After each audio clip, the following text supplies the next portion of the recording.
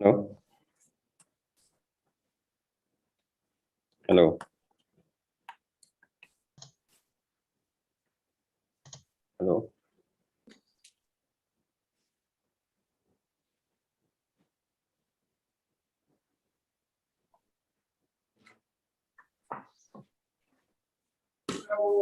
एहतिकाफ का लिखिए तो मैंने दोनों शुरू का लिखे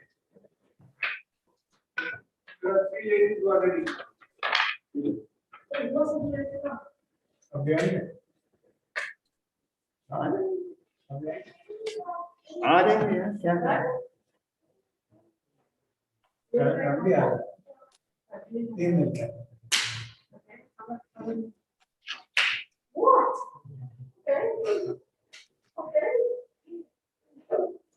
Be careful, right? Be careful. We have an open up here.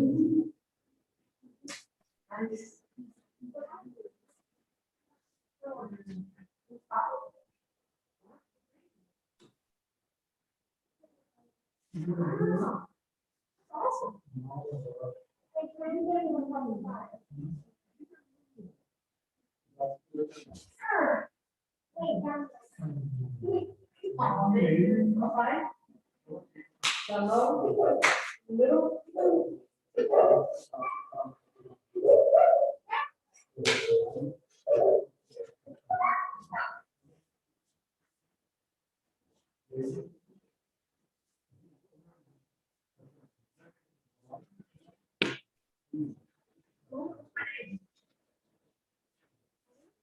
Yeah, that's what the last thing.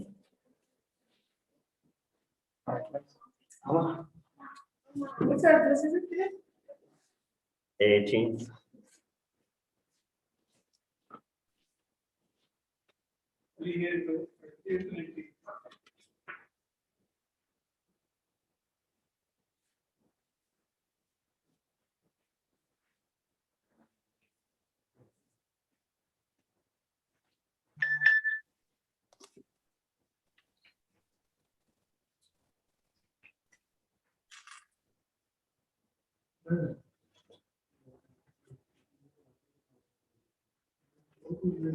أعوذ بالله من الشيطان الرجيم بسم الله الرحمن الرحيم الحمد لله رب العالمين الصلاة والسلام على أشرف الأنبياء والمرسلين خاتم النبيين بالقاسم محمد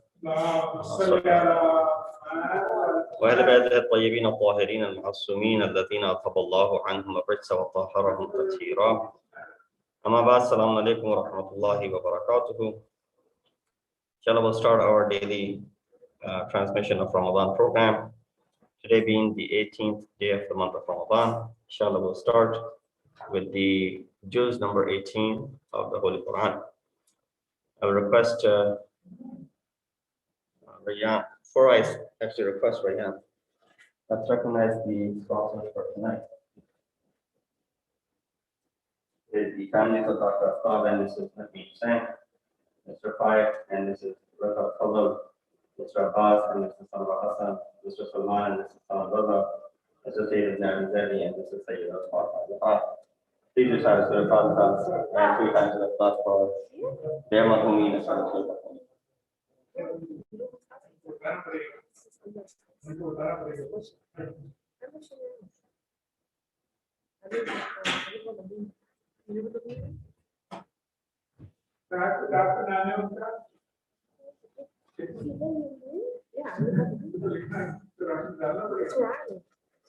At this point, I would request Bayan to go ahead and start us off.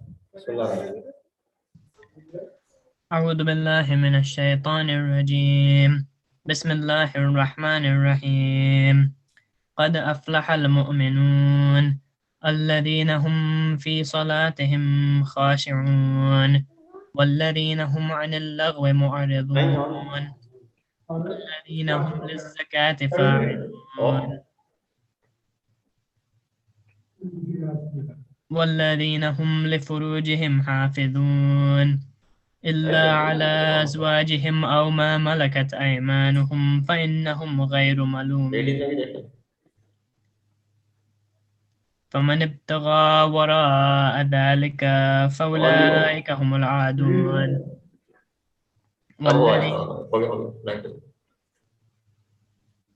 والذين هم لأماناتهم وعهدهم راعون والذين هم على صلاتهم يحافظون أولئك هم الوارثون الذين يرثون الفردوس هم فيها خالدون ولقد خلقنا الإنسان من سلالة من طين ثم جعلناه نطفة في قرار مكين ثم خلقنا النطفة علقة فخلقنا العلقة مضغة فخلقنا المضغة عظاما فكسونا العظام لحما ثم أنشأناه خلقا آخر فتبارك الله أحسن الخالقين ثم إنكم بعد ذلك لميتون ثم إنكم يوم القيامة تبعثون ولقد خلقنا فوقكم 7 طرائق وما كنا عن الخلق غافلين وأنزلنا من السماء ماء بقدر فأسكناه في الأرض وإنا على ذهاب به لقادرون فأنشأنا لكم به جنات من نخيل وأعناب لكم فيها فواكه كثيرة ومنها تأكلون وشجرة تخرج من طور سيناء تنبت بالدهن وصبغ للآكلين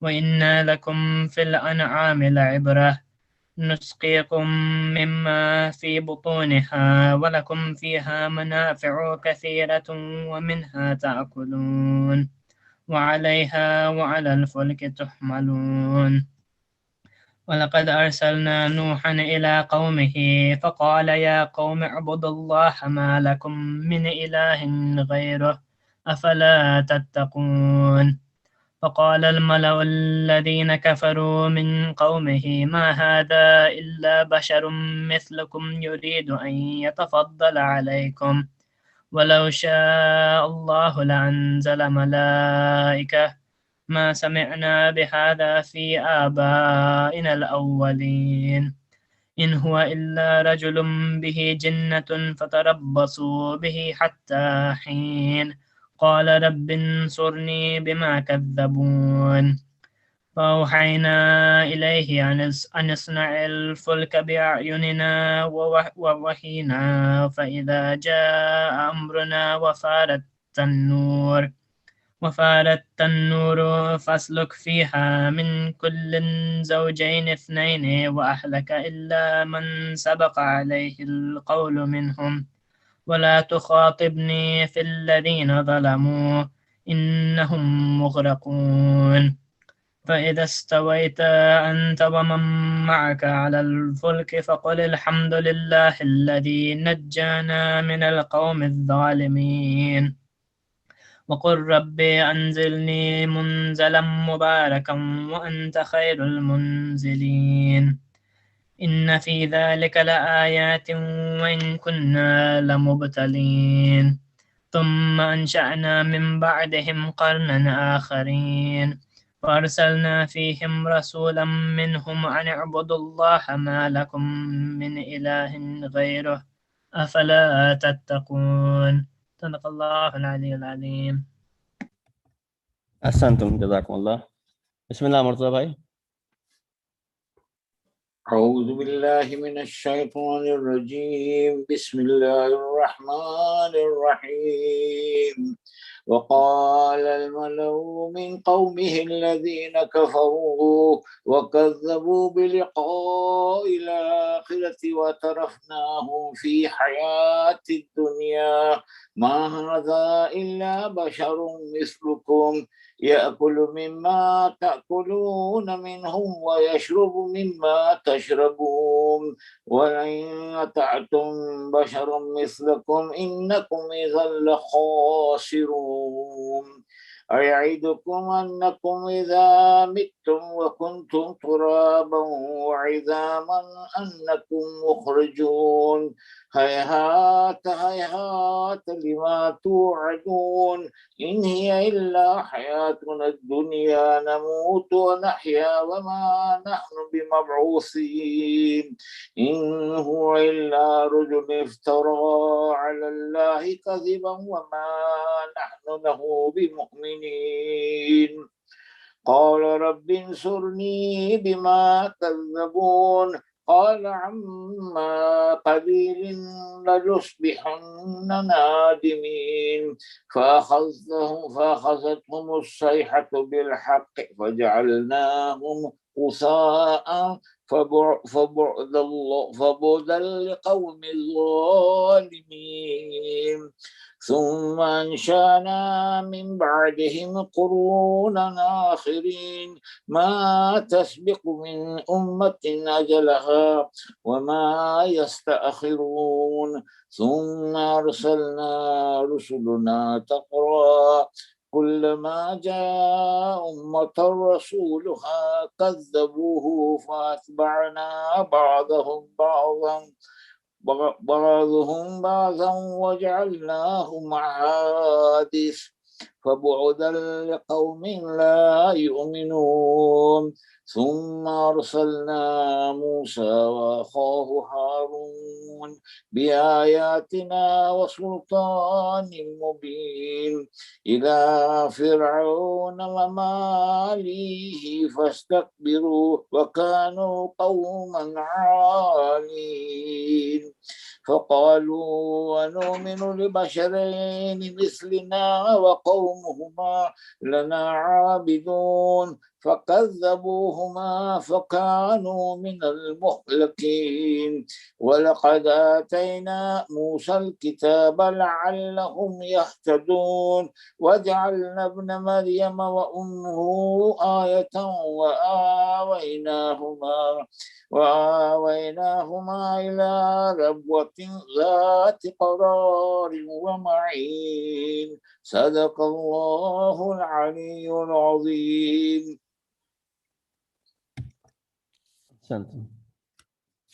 Shabazz bhai there? No. Bismillah, Haider bhai. أعوذ بالله من الشيطان الرجيم بسم الله الرحمن الرحيم يا أيها الرسل كلوا من الطيبات واعملوا صالحا إني بما تعملون عليم وإن هذه أمتكم أمة واحدة وأنا ربكم فاتقون فتقطعوا أمرهم بينهم زبرا كل حزب بما لديهم فرحون فذرهم في غمرتهم حتى حين أيحسبون أن ما نمدهم به من مال وبنين نسارع لهم في الخيرات بل لا يشعرون إن الذين هم من خشية ربهم مشفقون والذين هم بآيات ربهم يؤمنون والذين هم بربهم لا يشركون والذين يؤتون ما آتوا وقلوبهم وجلة أنهم إلى ربهم راجعون أولئك يسارعون في الخيرات وهم لها سابقون ولا نكلف نفسا إلا وسعها ولدينا كتاب ينطق بالحق وهم لا يظلمون بل قلوبهم في غمرة من هذا ولهم أعمال من دون ذلك هم لها عاملون حتى إذا أخذنا مترفيهم بالعذاب إذا هم يجأرون لا تجأروا اليوم إنكم منا لا تنصرون قد كانت آياتي تتلى عليكم فكنتم على أعقابكم تنكصون مستكبرين به سامرا تهجرون أفلم يدبروا القول أم جاءهم ما لم يأت آباءهم الأولين أم لم يعرفوا رسولهم فهم له منكرون أم يقولون به جنة بل جاءهم بالحق وأكثرهم للحق كارهون ولو اتبع الحق أهواءهم لفسدت السماوات والأرض ومن فيهن بل أتيناهم بذكرهم فهم عن ذكرهم معرضون أم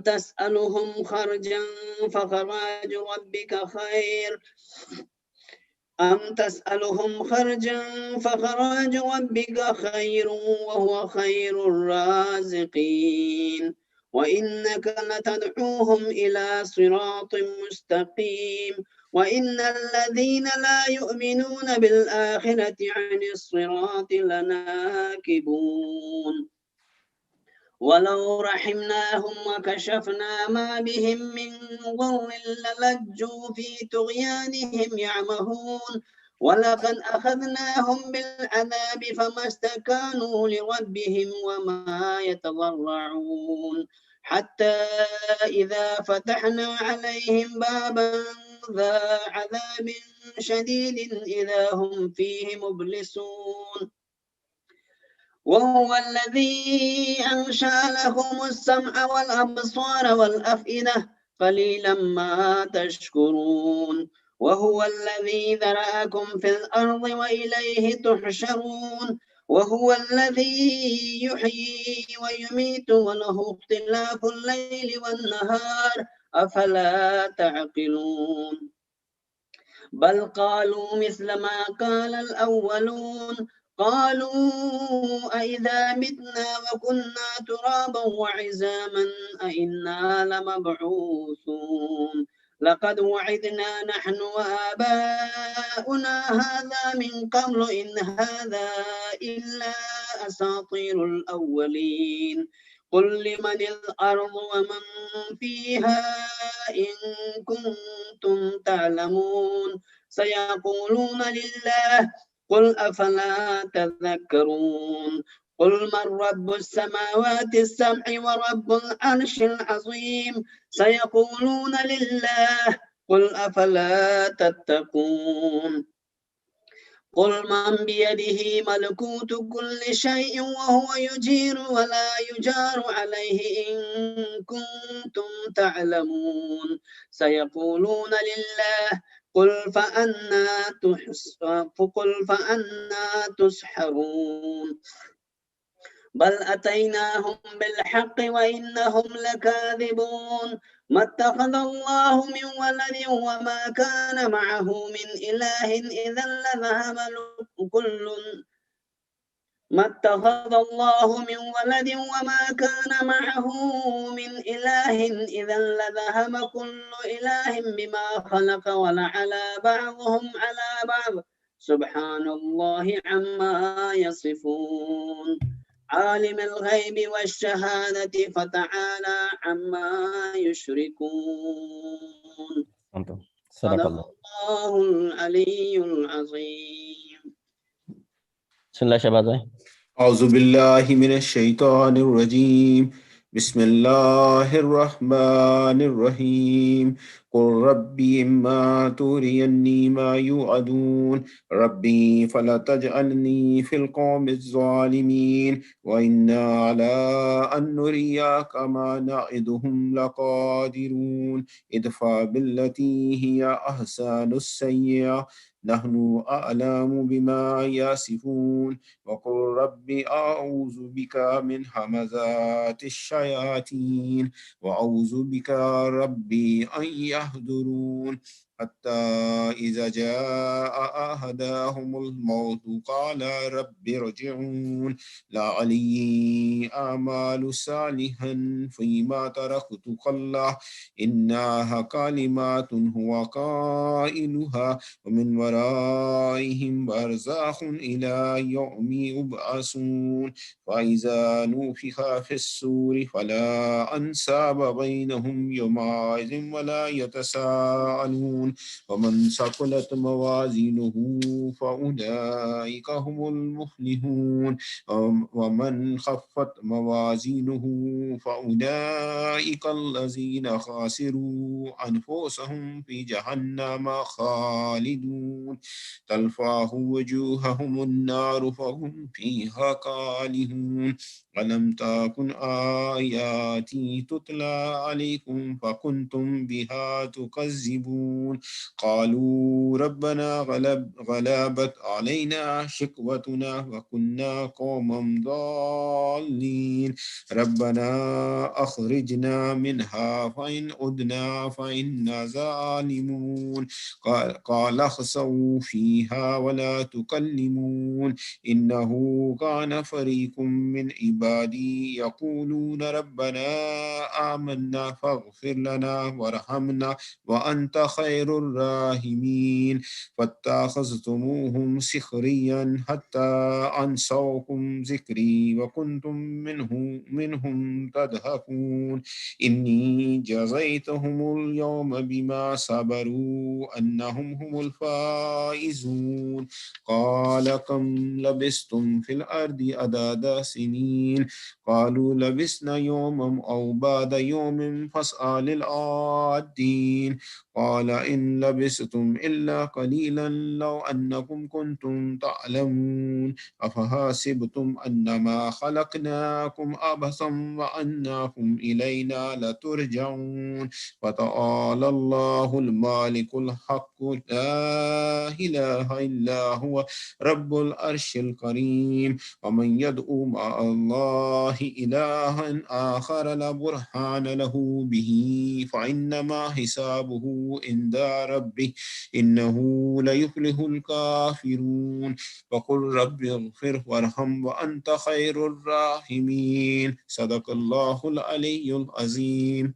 بسم الله.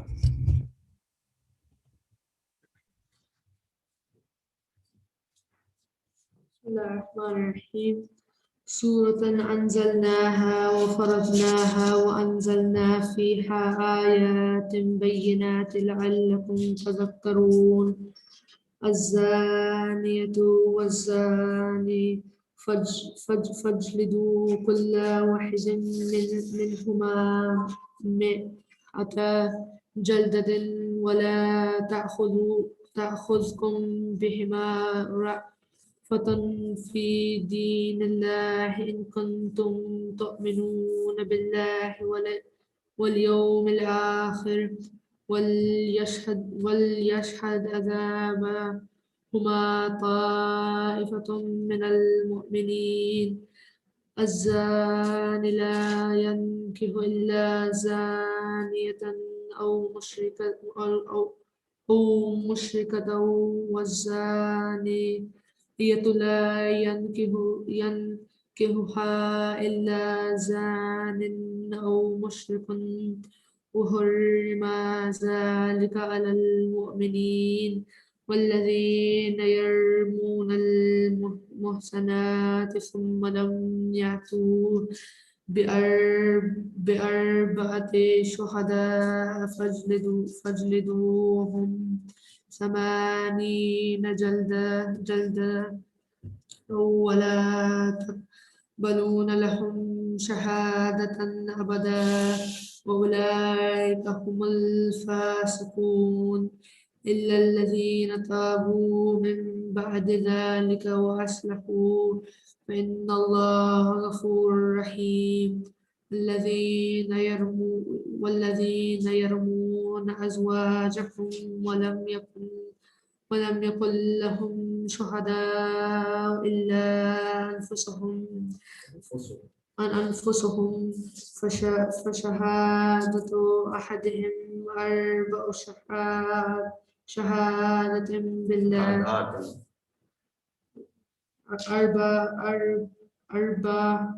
أربع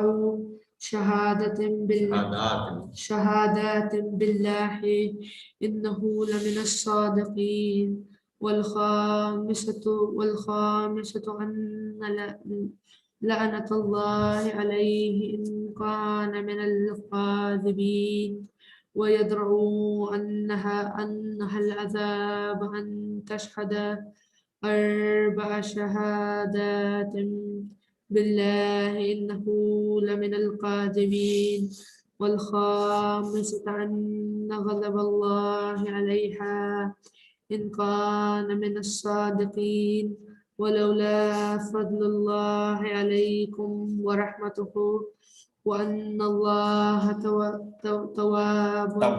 تواب حكيم. صدق الله.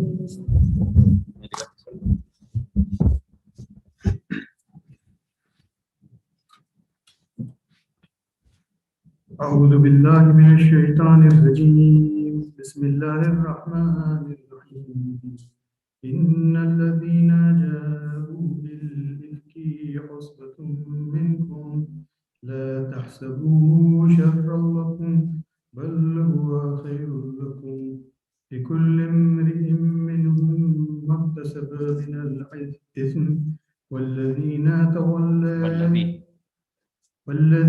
تولى كبره منهم له عذاب عظيم لولا إذ سمعتموه ظن المؤمنون والمؤمنات بأنفسهم خيرا وقالوا هذا إفك مبين لولا جاءوا عليه بأربعة شهداء وإذ لم يأتوا بالشهداء فأولئك عند الله هم الكاذبون ولولا فضل الله عليكم ورحمته في الدنيا والآخرة لمسكم فيما كفرتم فيه عذاب عظيم إذ تلقونه بألسنتكم فتقولون بأفواهكم ما ليس لكم به علم تحسبونه هينا وهو عند الله عظيم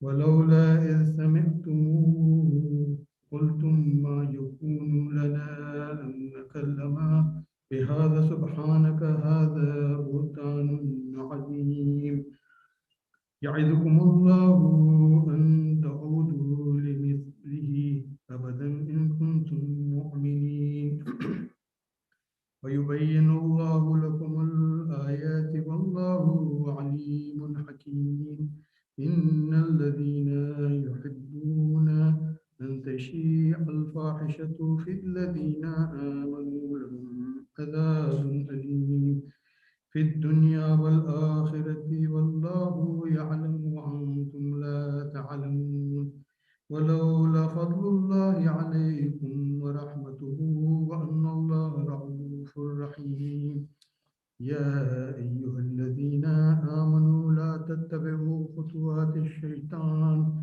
ومن يتبع خطوات الشيطان فإنه يأمر بالفحشاء والمنكر ولولا فضل الله عليكم ورحمته ما زكى منكم من أحد أبدا ولكن الله يزكي من يشاء والله سميع عليم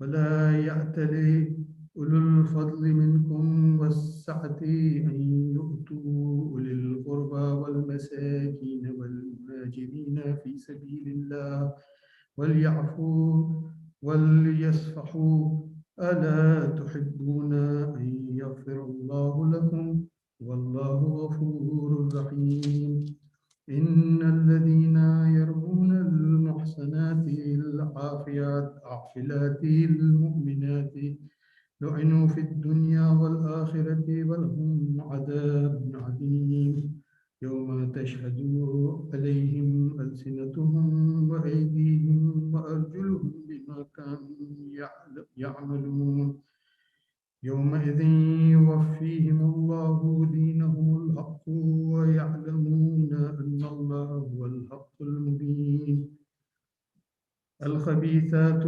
للخبيثين والخبيثون للخبيثات والطيبات للطيبين والطيبون للطيبات أولئك مبرؤون مما يقولون لهم مغفرة ورزق كريم يا أيها الذين آمنوا لا تدخلوا بيوتا غير بيوتكم حتى تستأنسوا وتسلموا على أهلها ذلكم خير لكم لعلكم تذكرون فإن لم تجدوا فيها أحدا فلا تدخلوها حتى يؤذن لكم وإن قيل لكم ارجعوا فارجعوا هو أزكى لكم والله بما تعملون عليم صدق الله العلي العظيم.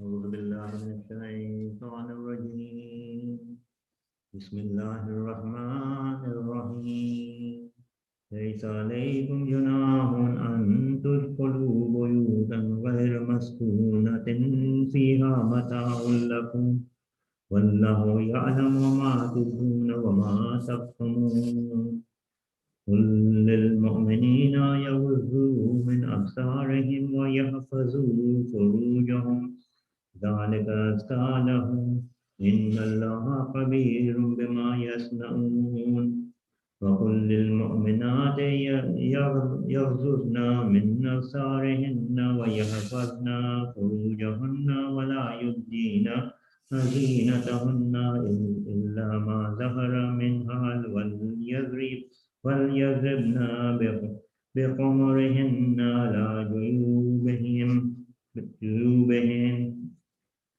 ولا يبدين زينتهن إلا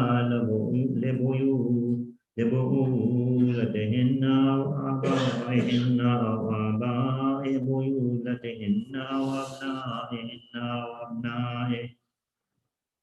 أبنائهن أو أبناء بؤولتهن أو إخوانهن أو بني إخوانهن أو بني أخواتهن أو نسائهن أو ما ملكت أيمانهن أو التابعين غير أولي الإربة من الرجال أو الطفل الذين لم يظهروا على عورات النساء ولا يضربن بأرجلهن ليعلم ما يخفين من زينتهن وتوبوا إلى الله جميعا أيها المؤمنون لعلكم تفلحون وأنكحوا الأيام منكم والصالحين من عبادكم وإمائكم إن يكونوا فقراء يغنهم الله من فضله والله واسع عليم وليستعفف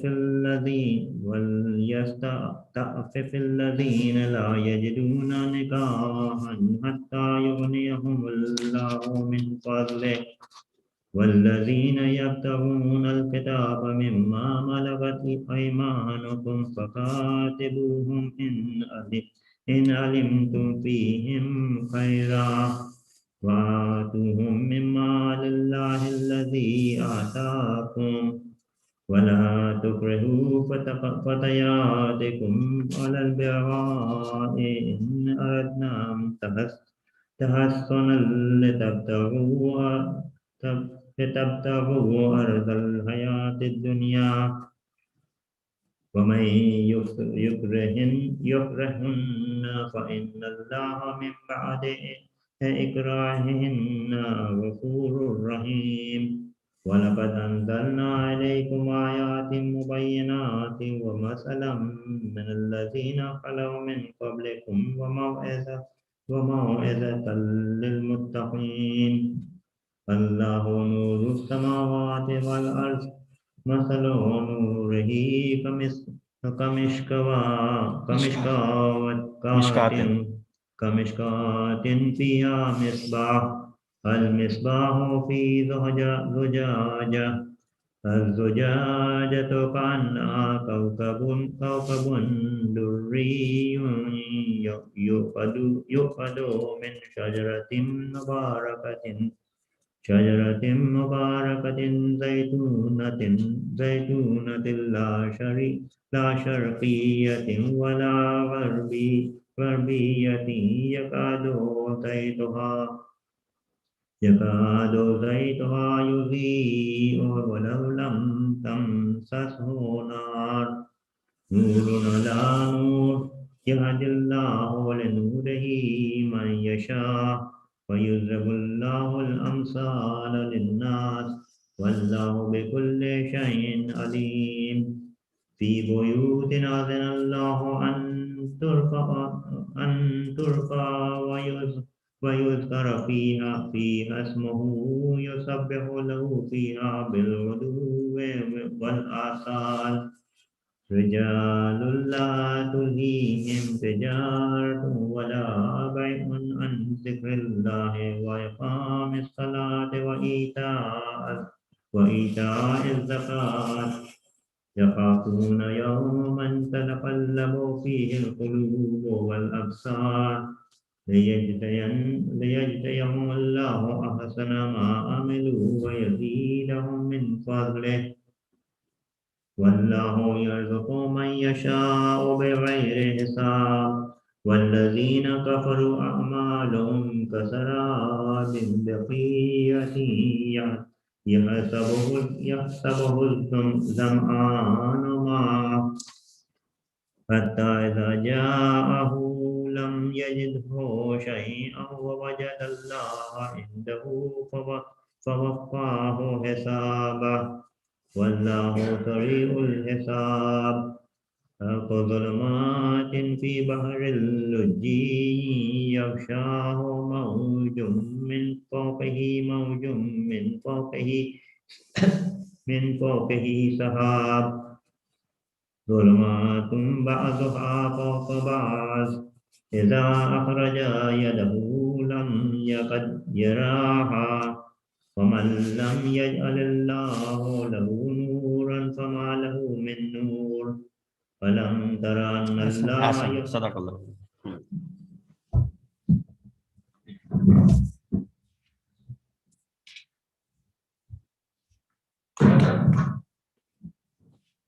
Ada, you want to read? Sure.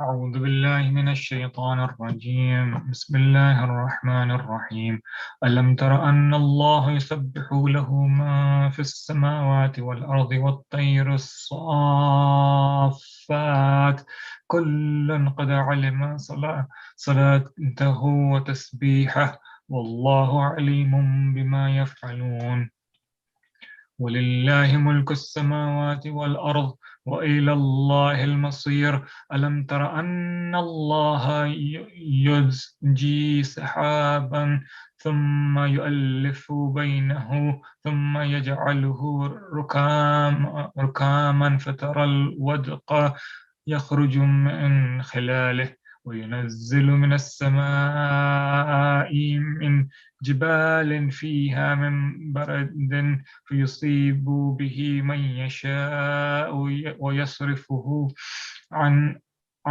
من يشاء يكاد سنا برقه يذهب بالأبصار يقلب الله الليل والنهار إن في ذلك لعبرة لأولي الأبصار والله خلق كل دابة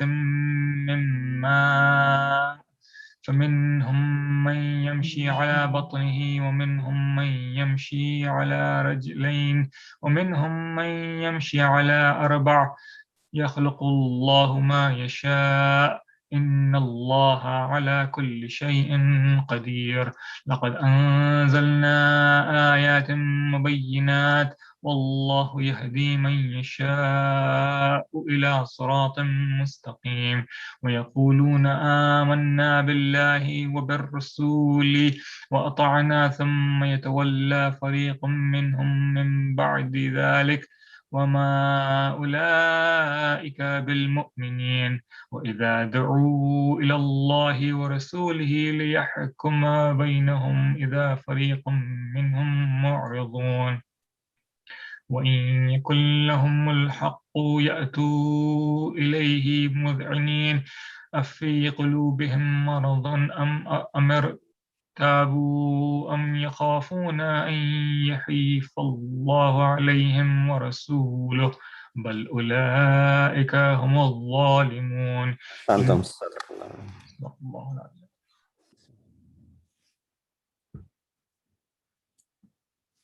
بسم الله الرحمن الرحيم إنما كان قول المؤمنين إذا دعوا إلى الله ورسوله ليحكم بينهم أن يقولوا سمعنا وأطعنا وأولئك هم المفلحون ومن يطع الله ورسوله ويخشى الله ويتقه فأولئك هم الفائزون وأقسموا بالله جهد أيمانهم لئن أمرتهم ليخرجن قل لا تقسموا طاعة معروفة إن الله خبير بما تعملون قل أطيعوا الله وأطيعوا الرسول فإن تولوا فإنما عليه ما حمل وعليكم ما حملتم وإن تطيعوه تهتدوا وما على الرسول إلا البلاغ المبين وعد الله الذين آمنوا منكم وعملوا الصالحات ليستخلفنهم في الأرض كما استخلف الذين من قبلهم وليمكنن لهم دينهم الذي ارتضى لهم وليبدلنهم من بعد خوفهم أمنا يعبدونني لا يشركون بي شيئا ومن كفر بعد ذلك فأولئك هم الفاسقون وأقيموا الصلاة وآتوا الزكاة وأطيعوا الرسول لعلكم ترحمون لا تحسبن الذين كفروا معجزين في الأرض ومأواهم النار ولبئس المصير.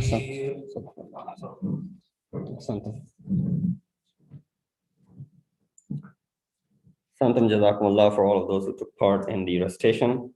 Inshallah, very quickly, I will go over this 18th juz of the Holy Quran. In this 18th juz, there are three main surahs. There are Surah Mu'minun entirely, Surah Nur in its entirety, and then Surah Furqan, the beginning part of it, which we, of course, didn't get to. In Surah Mu'minun, there are 7 main primary discussions. First is the sifat and the attributes of those who deserve paradise, mustahiqeen of Jannat. Second is the creation of insan, which goes through 9 stages. Third is the tawheed. Fourth, there are stories of various anbiya. Fifth, 4 sifat of those who are righteous. And then number 6, the real reason behind the deniers, those who denied the Pagham and the message of Rasulullah, what was the purpose? And lastly, the discussion about Qiyamah. So I'll go through this very quickly. The 7 attributes of muttaqeen are as follows: faith, humble in salat, avoid vain talks, zakat, guard their chastity, those who keep their trusts and covenant, watchful of their prayers. So that's how the surah begins, right? Qad aflaha al-mu'minun, that mu'minun are successful because these are the reasons.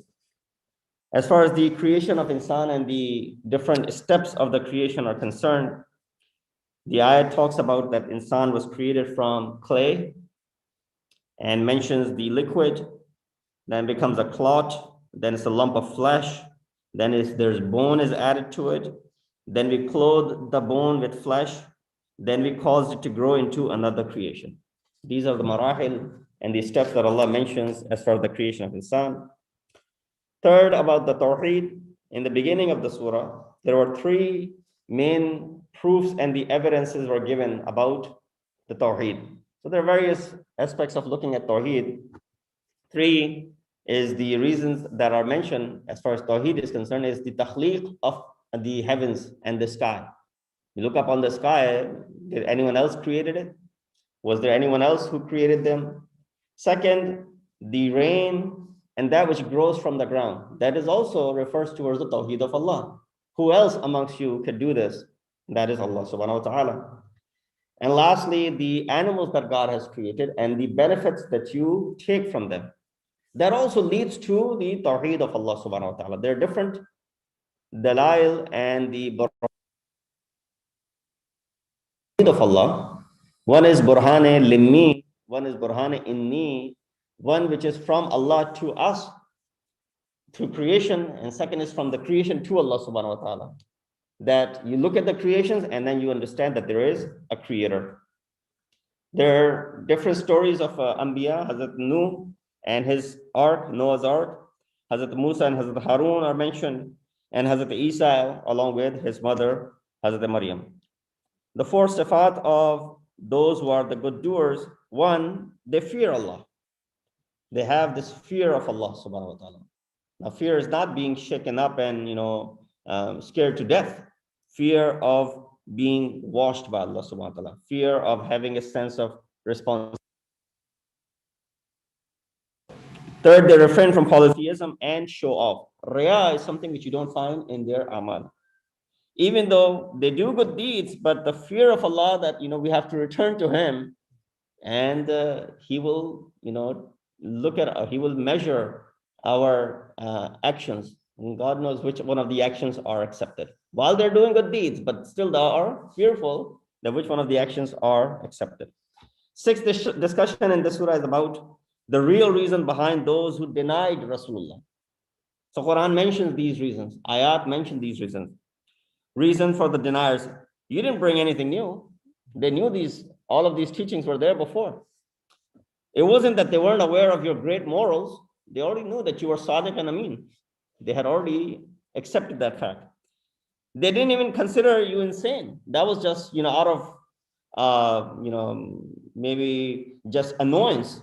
There was, oh, he's insane, Sahir wa Majnoon, and so on and so forth. So they didn't really believe in what they were saying as far as associating insanity to you.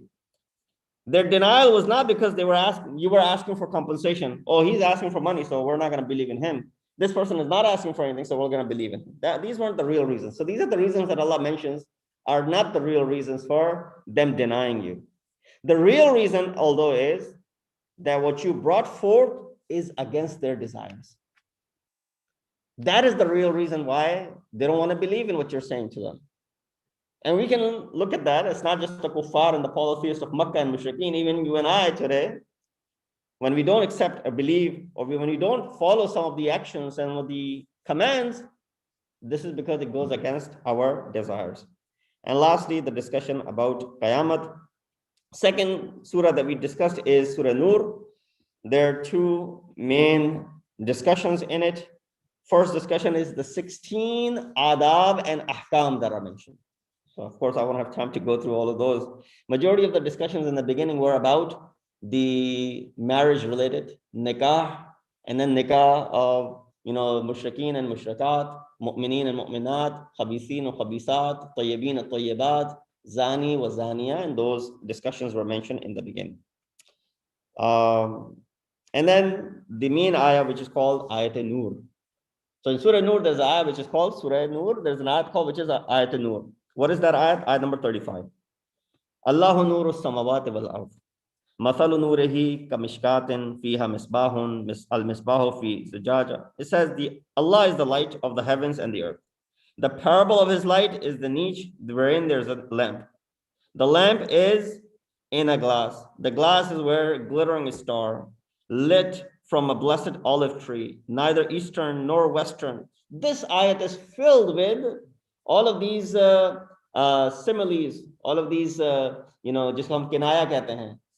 Of course, all of these words require explanation. What does it mean a niche? What does it mean a lamp? What does it mean an olive tree? Not eastern nor western. Of course, ulama have mentioned about the fadail of Ahl Bayt, especially Amirul Mu'mineen, Bibi Fatmatul Zahra, and Hasanain alayhim wassalam are referred to as the parable, as the lamp, as the niche, as the glass, and the glittering star. All of them are the manaqib and the fadail of Ahl Bayt alayhim wassalam. I'll remain content with this much because we have gone past our time. Inshallah, we will discuss more of these fadail or the benefits of these surahs in the days to come. After that one, alhamdulillah, rabbil alameen. Allahumma salli.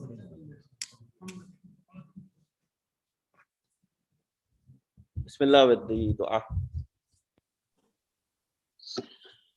اللهم صل على محمد وآل محمد اللهم صل على محمد وآل محمد بسم الله الرحمن الرحيم اللهم رب شهر رمضان الذي أنزلت فيه القرآن وافترضت على عبادك فيه الصيام صل على محمد وآل محمد وارزقني حج بيتك الحرام في عامي هذا وفي كل عام واغفر لي تلك الذنوب العظام فإنه لا يغفرها غيرك يا رحمن يا علام صل على محمد اللهم صل على محمد وآل محمد بسم الله الرحمن الرحيم اللهم إني أفتتح الثناء بحمدك وأنت مسدد للصواب بمنك وأيقنت أنك أنت أرحم الراحمين في موضع العفو والرحمة وأشد المعاقبين في موضع النكال والنقبة وعدم المتجبرين في موضع الكبرياء والعظمة اللهم أذنت لي في دعائك ومسألتك فاسمع يا سميع مدهتي وأجب يا رحيم دعوتي وأقل يا غفور عسرتي فكم يا إلهي من كربة قد فرجتها وهموم كشفتها وعسرة قد أقلتها ورحمة قد نشرتها وحلكة بلاء قد فككتها الحمد لله الذي لم يتخذ صاحبة ولا ولدا ولم يكن له شريك في الملك ولم يكن له وليا من الذل وكبره تكبيرا الله أكبر الحمد لله بجميع محامده كلها على جميع نعمه كلها الحمد لله الذي لا مضاد له في ملكه ولا منازع له في أمره الحمد لله الذي لا شريك له في خلقه ولا شبيه له في عظمته الحمد لله الفاشي في الخلق أمره وحمده الله بالكرم مجدوه الباسط بالجود يده الذي لا تنقص خزائنه ولا تزيده كثرة العطاء إلا جودا وكرما إنه هو العزيز الوهاب اللهم إني أسألك قليلا من كثير ما حاجة بي إليه عظيمة وغناك عنه قديم، وهو عندي كثير، وهو عليك سهل يسير. اللهم إن عفوك عن ذنبي وتجاوزك عن خطيئتي وصفحك عن ظلمي وسترك على قبيح عملي وحلمك عن كثير جرمي، عندما كان من خطئي وعمدي يطمعني في أن أسألك ما لا أستوجبه منك، الذي رزقتني من رحمتك وأريتني من قدرتك وعرفتني من إجابتك، فصرت أدعوك آمنا وأسألك مستأنسا لا خائفا ولا وجلا، مدلا عليك فيما قصدت فيه إليك، فإن أبتى عني اعتبت بجهلي عليك، ولعل الذي يبتى عني هو خير لي لعلمك بعاقبة الأمور.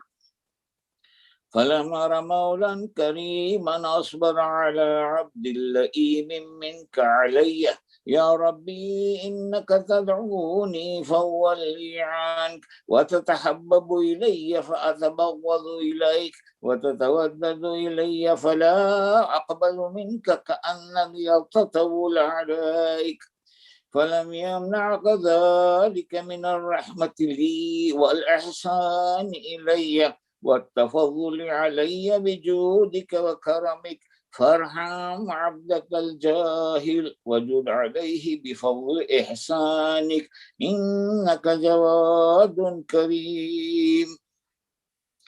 الحمد لله مالك الملك مجري الفلك مسخر الرياح خالق الإصباح ديان الدين رب العالمين. الحمد لله على حلمه بعد علمه، والحمد لله على عفوه بعد قدرته، والحمد لله على طول أناته في غضبه وهو قادر على ما يريد. الحمد لله خالق الخلق باسط الرزق فالق الإصباح ذي الجلال والإكرام والفضل والإنعام، الذي بعد فلا يرى وقرب فشهد النجوى تبارك وتعالى.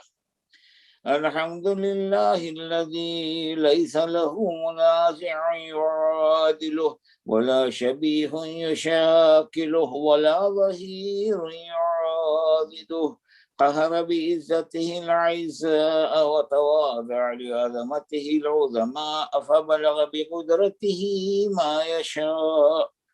الحمد لله الذي يجيبني حين أناديه ويستر علي كل عورة وأنا عاصيه، ويعظم النعمة فلي فلا أجازيه، فكم من موهبة هنية قد أعطاني وعظيمة مخوفة قد كفاني وبهجة مونقة قد أغاني، فأثني عليه حامدا وأذكره مسبحا. الحمد لله الذي لا يحتك حجابه ولا يغلق بابه ولا يرد سائله ولا يخيب آمله.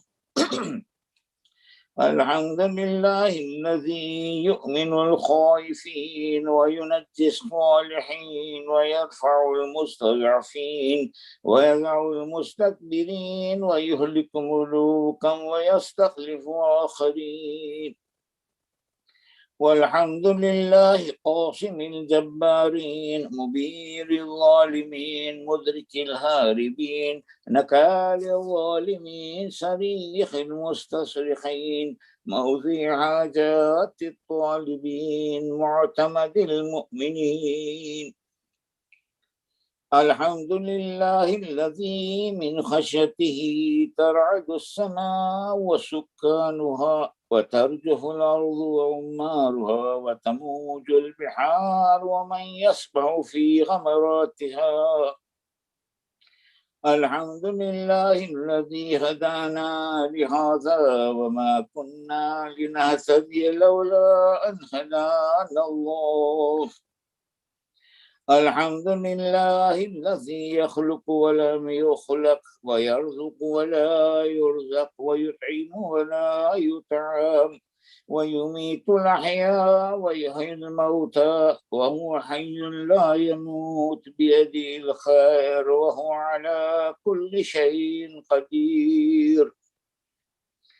اللهم صل على محمد عبدك ورسولك وأمينك وصفيك وحبيبك وخيرتك من خلقك وحافظ سرك ومبلغ رسالاتك، أفضل وأحسن وأجمل وأكمل وأزكى وأنمى وأطيب وأطهر وأسنى وأكثر ما صليت وباركت وترحمت وتحننت وسلمت على أحد من عبادك وأنبيائك ورسلك وصفوتك وأهل الكرامة عليك من خلقك.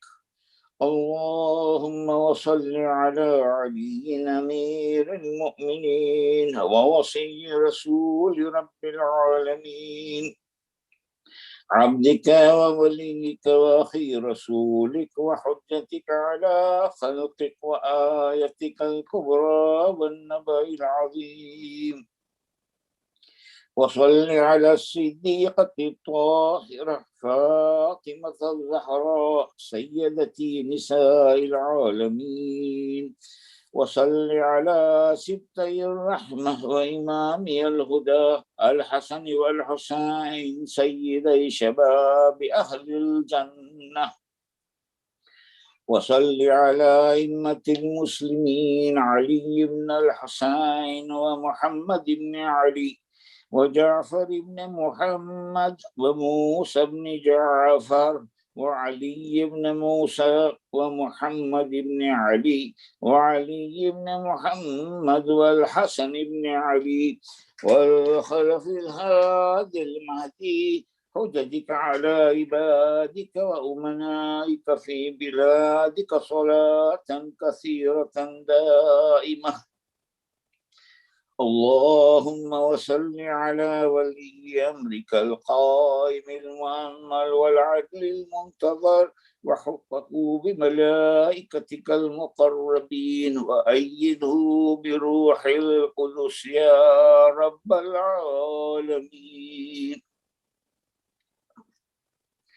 اللهم اجعله الداعي إلى كتابك والقائم بدينك استخلف في الأرض كما استخلفت الذين من قبله، مكن له دينه الذي ارتضيته له، عبدلهم من بعد خوفه أمنا، يعبدك لا يشرك بك شيئا. اللهم أعزه وعزز به وانصره وانتصر به وانصره نصرا عزيزا فافتح له فتحا يسيرا واجعل له من لدنك سلطانا نصيرا.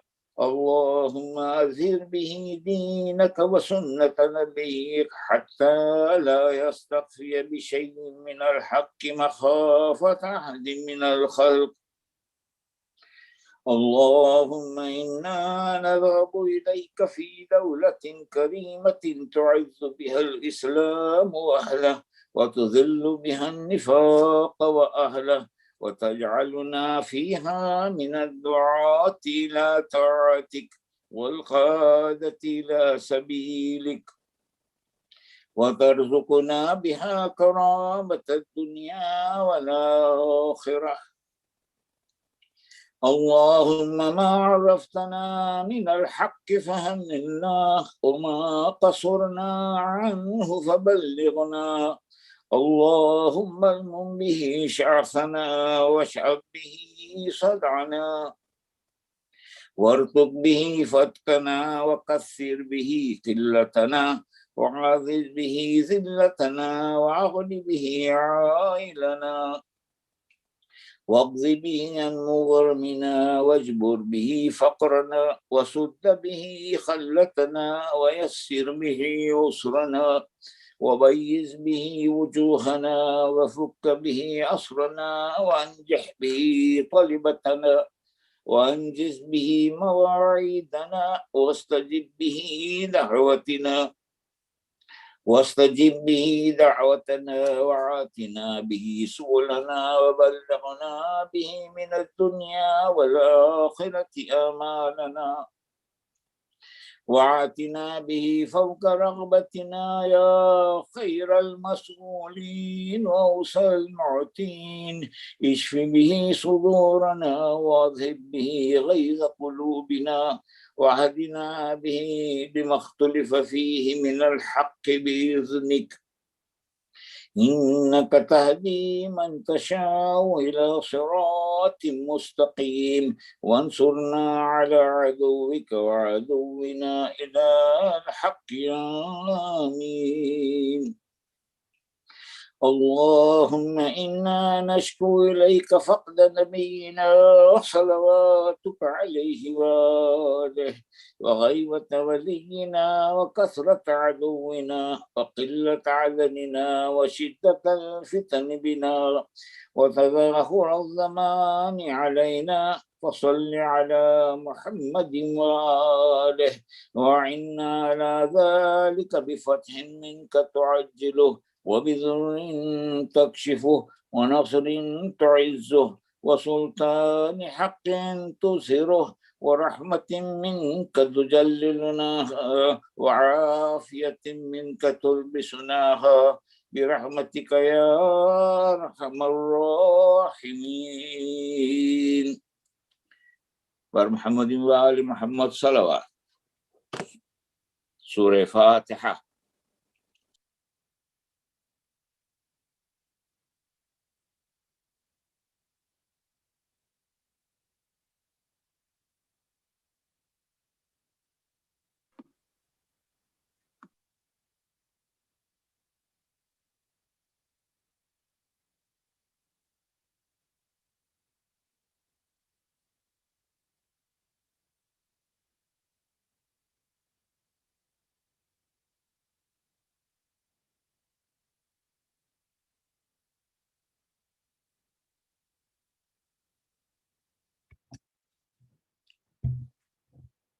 أعوذ بالله من الشيطان الرجيم بسم الله الرحمن الرحيم الحمد لله رب العالمين الصلاة والسلام على أشرف الأنبياء والمرسلين خاتم النبيين بالقاسم محمد وأهل بيته الطيبين الطاهرين المعصومين الذين أذهب الله عنهم الرجس وطهرهم تطهيرا. أما بعد فقد قال رسول الله صلى الله عليه وآله وسلم اللهم نبهني فيه لبركات أسحاره وننور فيه قلبي بضياء أنواره وخذ بكل أعضائي إلى اتباع آثاره بنورك يا منور القلوب العارفين. صدق رسول الله صلى الله عليه وآله وسلم. اللهم صل على Assalamu alaikum wa rahmatullahi wa barakatuhu. Before I begin, let's recognize the sponsors for tonight's iftar and tonight's program. They are Dr. Aftab and Mrs. Najmi Hussain and family, Mr. Faiq and Mrs. Rifat Fazal, Mr. Abbas and Mrs. Samra Hassan, Mr. Salman and Mrs. Saman Raza, Mr. Syed Ibn Ali Zaidi and Mrs. Sayyida Fatma Zahra. Please recite a Surah Fatiha for their deceased relatives as well as your Surah Fatiha.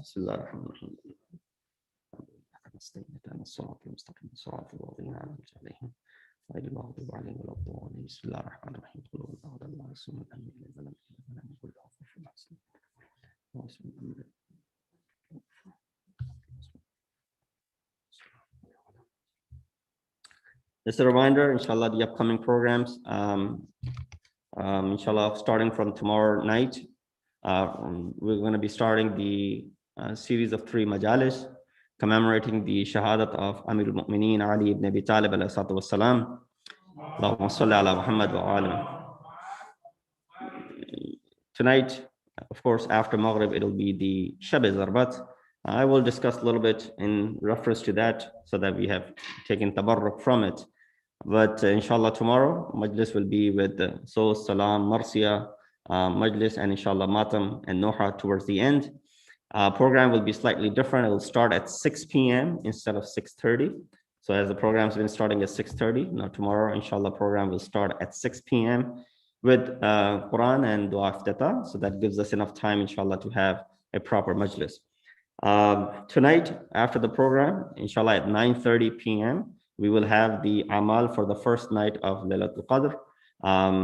Tonight, inshallah, being the night of the 19th, we will be performing the short Amal of Laylatul Qadr. Inshallah, that will start sharp at 9:30. That program will only be virtually done, online only. So when you go home from here, have your iftar, and when you get ready, inshallah, at 9:30, around that time, we will begin with the Amal. And the second set of Amal, inshallah, will be done Monday, and then the third Amal, the Laylatul Qadr, the all night long Amal, inshallah, those will be done on Wednesday night, which will be again all virtual. So do take part in all of these programs as they come about, and inshallah, we will keep you posted. And you can also join in person by registering yourself if you want to come in, or you can just take part in these programs virtually. Just mark your calendars also for the night of 23rd, Wednesday night. Inshallah, we will be having during the Amal, Masjid-e-Ali annual Ramadan fundraiser. As always, every year you guys take part in it wholeheartedly, and you display a lot of love, compassion, and of course, with your love, with your du'as, and with your money, inshallah, with all the projects that Masjid-e-Ali is pursuing, you will definitely take part in that. Sallu ala Muhammad wa ali Muhammad. I have about 30 minutes in my possession until, about 32 minutes until the Adhan Maghrib. So inshallah, I will try to see if I can do justice to this dua number 18th, or the dua for the day number 18th of the month of Ramadan by Rasulullah. In this dua, Rasulullah is making this dua by saying, "Oh Allah, on this day, awaken me with the blessings of the early mornings and illuminate my heart with the brightness of its rays, and let every part of my body follow its effects by your light, O the illuminator of the hearts of those who know." Again, words of wisdom from the kalam of Rasulullah. We can derive three main discussions from this dua. First discussion is in regards to not neglect the blessings of the time of Sahar, the time when we usually perform our Sahri, when we wake up for Suhoor. That is the time of utmost importance. And I will highlight some aspects of that time. Prophet is making a dua that, "Oh Allah, don't make me neglectful toward that time." So alhamdulillah, we get the opportunity during the month of Ramadan to be awake at that time to benefit from the barakat of Sahar by, of course, eating the suhoor, and as well as, get the opportunity to perform recite some du'as such as du'a Sahar, and as well as maybe Salatul Layl or other du'as. And all we wake up, that waking up at that time itself has a lot of benefits. And as far as the riwayat of Masumeen are concerned in this regard. Second discussion that we can derive from this dua is the request for the illumination of heart, that our hearts are munawwar, illuminated with this nur that we're all looking for. And third, all the organs to be obedient to the ahkam of Allah subhanahu wa ta'ala. Not just my tongue is obedient, not just my eyes are obedient. No, my eyes, my ears, my tongue, all of my organs are obedient toward the ahkam of Allah subhanahu wa ta'ala. In the path of Sayr Suluk, those who embark on this journey, wayfarers, right? And this journey which they take, Riwayat mention, especially in the Kalam of our 11th Imam, he says, Inna safara lillah, inna al-wusula ila Allah safarun. Reaching Allah subhanahu wa ta'ala is a journey which cannot be accomplished illa bi imtita'il layl, except when it's undertaking at nighttime. So if you want to reach Allah subhanahu wa ta'ala, have this wusul toward him, it can only be done when? It can only be done at nighttime. Nighttime is the best time for you to have this connection with your Lord. Yes, during the daytime, you can also make this connection. But there's so many distractions there are during the day that it is almost impossible to remain focused. Just look at your prayers. Look at your ibadat. When we stand up to pray during the daytime, when you pray Dhuhr and Asr and Maghrib and Isha, you see your attention toward, the kalamat that you're uttering from your tongue, the parts of the salat that you're reciting in the form of the qiraat of the surahs, in the form of the adhkar and ruku and sujood, in the form of the tashahhud and salam, all of these things that you're reciting, how focused are you? Are you absolutely, centralized where you have neglected everything that is in the surrounding and you're focused, 100% in the bargah of whom you're standing? No, because of the daytime's distractions, the sound coming from here, the sound from the TV, maybe it's the sound from the kids, maybe, something that you had done earlier in the day, running in your thoughts. The mind is occupied with that which you were doing prior to jumping into salat. Maybe you were at work and you got a break from the work, so you came just to attend the salat. Now on your mind is what? Well, I have to get back to work, and then all of those things that I have to do are still on your mind. And all of these things occupy your mind. So it's very difficult to establish and get that real sense of connection with Allah subhanahu wa ta'ala. I said nighttime, especially at the time of Sahar, these obstacles are removed. You are sleeping prior to this, so your mind is now clear. When you wake up in the morning around Sahar time, your mind is out clear of that which you were doing prior to going to sleep. So when you slept for 3 or 4 or 5 hours, prior to that, what you were doing is no longer in your mind circulating because it's not immediate. And then when you wake up at that time, there really aren't any sounds in your surrounding. Maybe other people are asleep. TV is not running. Radio is not running, right? Kids are sleeping. Other distractions are also not present.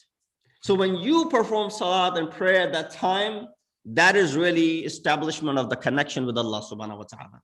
That's why 11th Imam is saying, Inna al-wusula ila Allahi safarun la.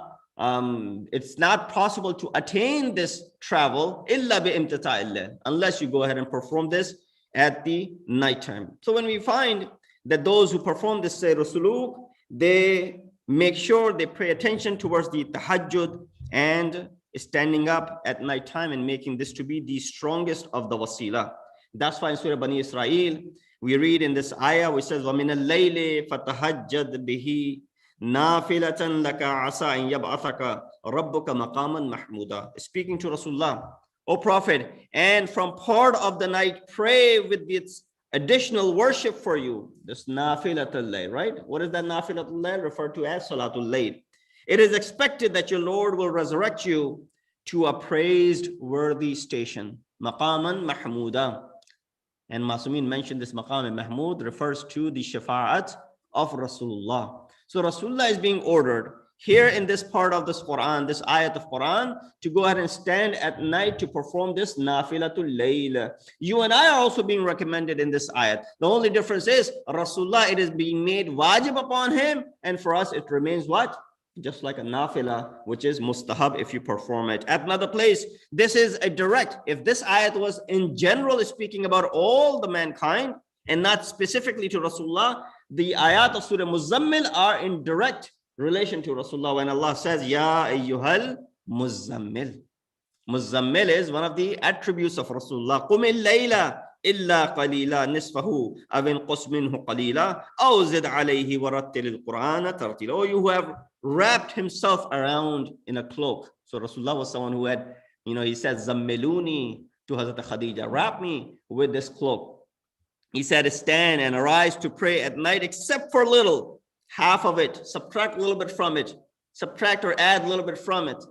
And we don't want to, of course, make it into a burden upon you. Recite the Quran with a measured recitation. So if the first ayah was not directly to Rasulullah, the second ayah is definitely speaking about the Holy Prophet. It says, تَتَجَافَى جُنُوبُهُمْ عَنِ الْمَضَاجِعِ يَدْعُونَ رَبَّهُمْ خَوْفًا وَطَمَعًا وَمِمَّا رَزَقْنَاهُمْ يُنْفِقُونَ. They arise from their beds. This is again one of the attributes being mentioned to all of the mankind, especially those who are mu'mineen. They arise from their beds, they supplicate their Lord in fear and in aspiration. And then they do infaq. They spend in the way of Allah subhanahu wa ta'ala, mimma razaqna, that which we had given to them. Razaqnahum yunfiqun. We gave it to them and they are now spending out of that toward our cause. So two things are being put together here. One is the aspect of the ibadat, and the second is the aspect of spending in the way of Allah subhanahu wa ta'ala. You make this to be a perfect formula. Have these two things together, you find the wonders that it causes from it. We look at that a man who complained about his needs to our sixth Imam, Imam Ja'far as-Sadiq alayhi salatu wasalam. And then he exaggerated about the hunger. You find sometime, when you are in the capacity where you can help people out, and, if you work in a service or, public service sector where you're listening to people, their complaints, you can tell, you become good at it as to who's genuine in what they're saying and who's not. And a lot of time when people bring their complaints, from their aspect, they're going to go ahead and tell you with exaggeration even. And similar is the case when we get cases of, people who are, looking for some sort of guidance or counseling, whether it's the husband and wife or, family members. Anyone who brings their perspective is going to go ahead and exaggerate a little bit more than what reality might be. And then when you speak to the other side, they're going to tell you something which is a little bit more exaggerated as well. Both sides are trying to exaggerate a little bit more than what is usually the case. That's something which I have seen in my little brief experience. This person came to sixth Imam and he complained about his need. And then he exaggerated by saying, I'm also hungry. And I'm going through this hunger for not just me and for my family as well. Look at the response of Imam. Imam said, Ya hadha tusalli bil layl? Oh man, do you pray at night? That means, do you perform salatul layl? Faqala ar-rajul na'am. Of course. And he said that to Imam. Of course, I perform salatul layl. Faltafata Abu Abdullah ila ashabihi. Imam then turned to his ashab and then he said to him, Faqal, kadhiba man za'ama annahu yusalli bil layl wa yaju'u bin nahar inna Allah damina bis salatil layl qutun nahar. He said, the one who said that he prays at night and offers salatul layl is lying when he says that he prays and performs salatul layl and he's hungry during the daytime. Because salatul layl guarantees by Allah subhanahu wa ta'ala that whoever performs the salat at night, Allah subhanahu wa ta'ala will not keep that person hungry during the daytime. This salat has the guaranteeing and the zamanat of providing your sustenance during the day. There's this connection that exists in it. So Imam is saying, kadhiba, whoever thinks that they're praying at night and they're still going hungry during the daytime. One night, a guest came to Amirul Mu'mineen. And when this guest came to Imam Ali, Imam provided for his dinner. And then Imam, of course, this night also is associated with Amirul Mu'mineen as he was guest in someone's house tonight. But that night, when Imam was in his own house, a guest came to his house.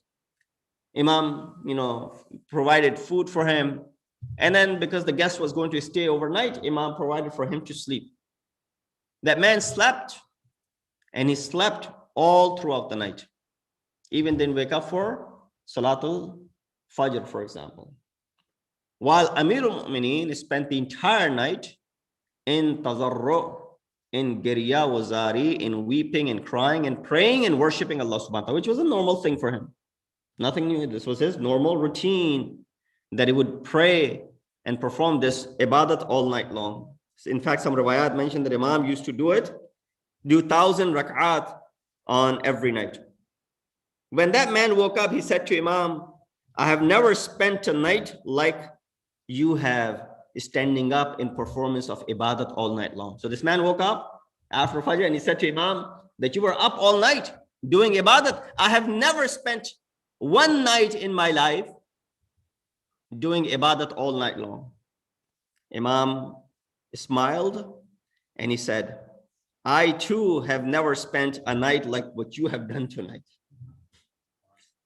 I too have not done the same thing what you have done tonight. So you and I are looking at this, that we are that guest of Imam.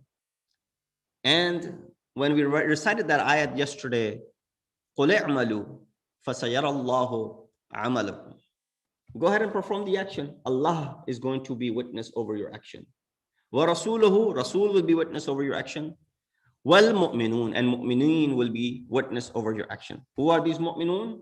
These mu'minun is refers to, Imam said, they are us, Ahlul Bayt. Tawus Yamani, he said, I ran into our fourth Imam, Imam Zainul Abidin alayhi wasalam, one night in Kaaba while performing the tawaf.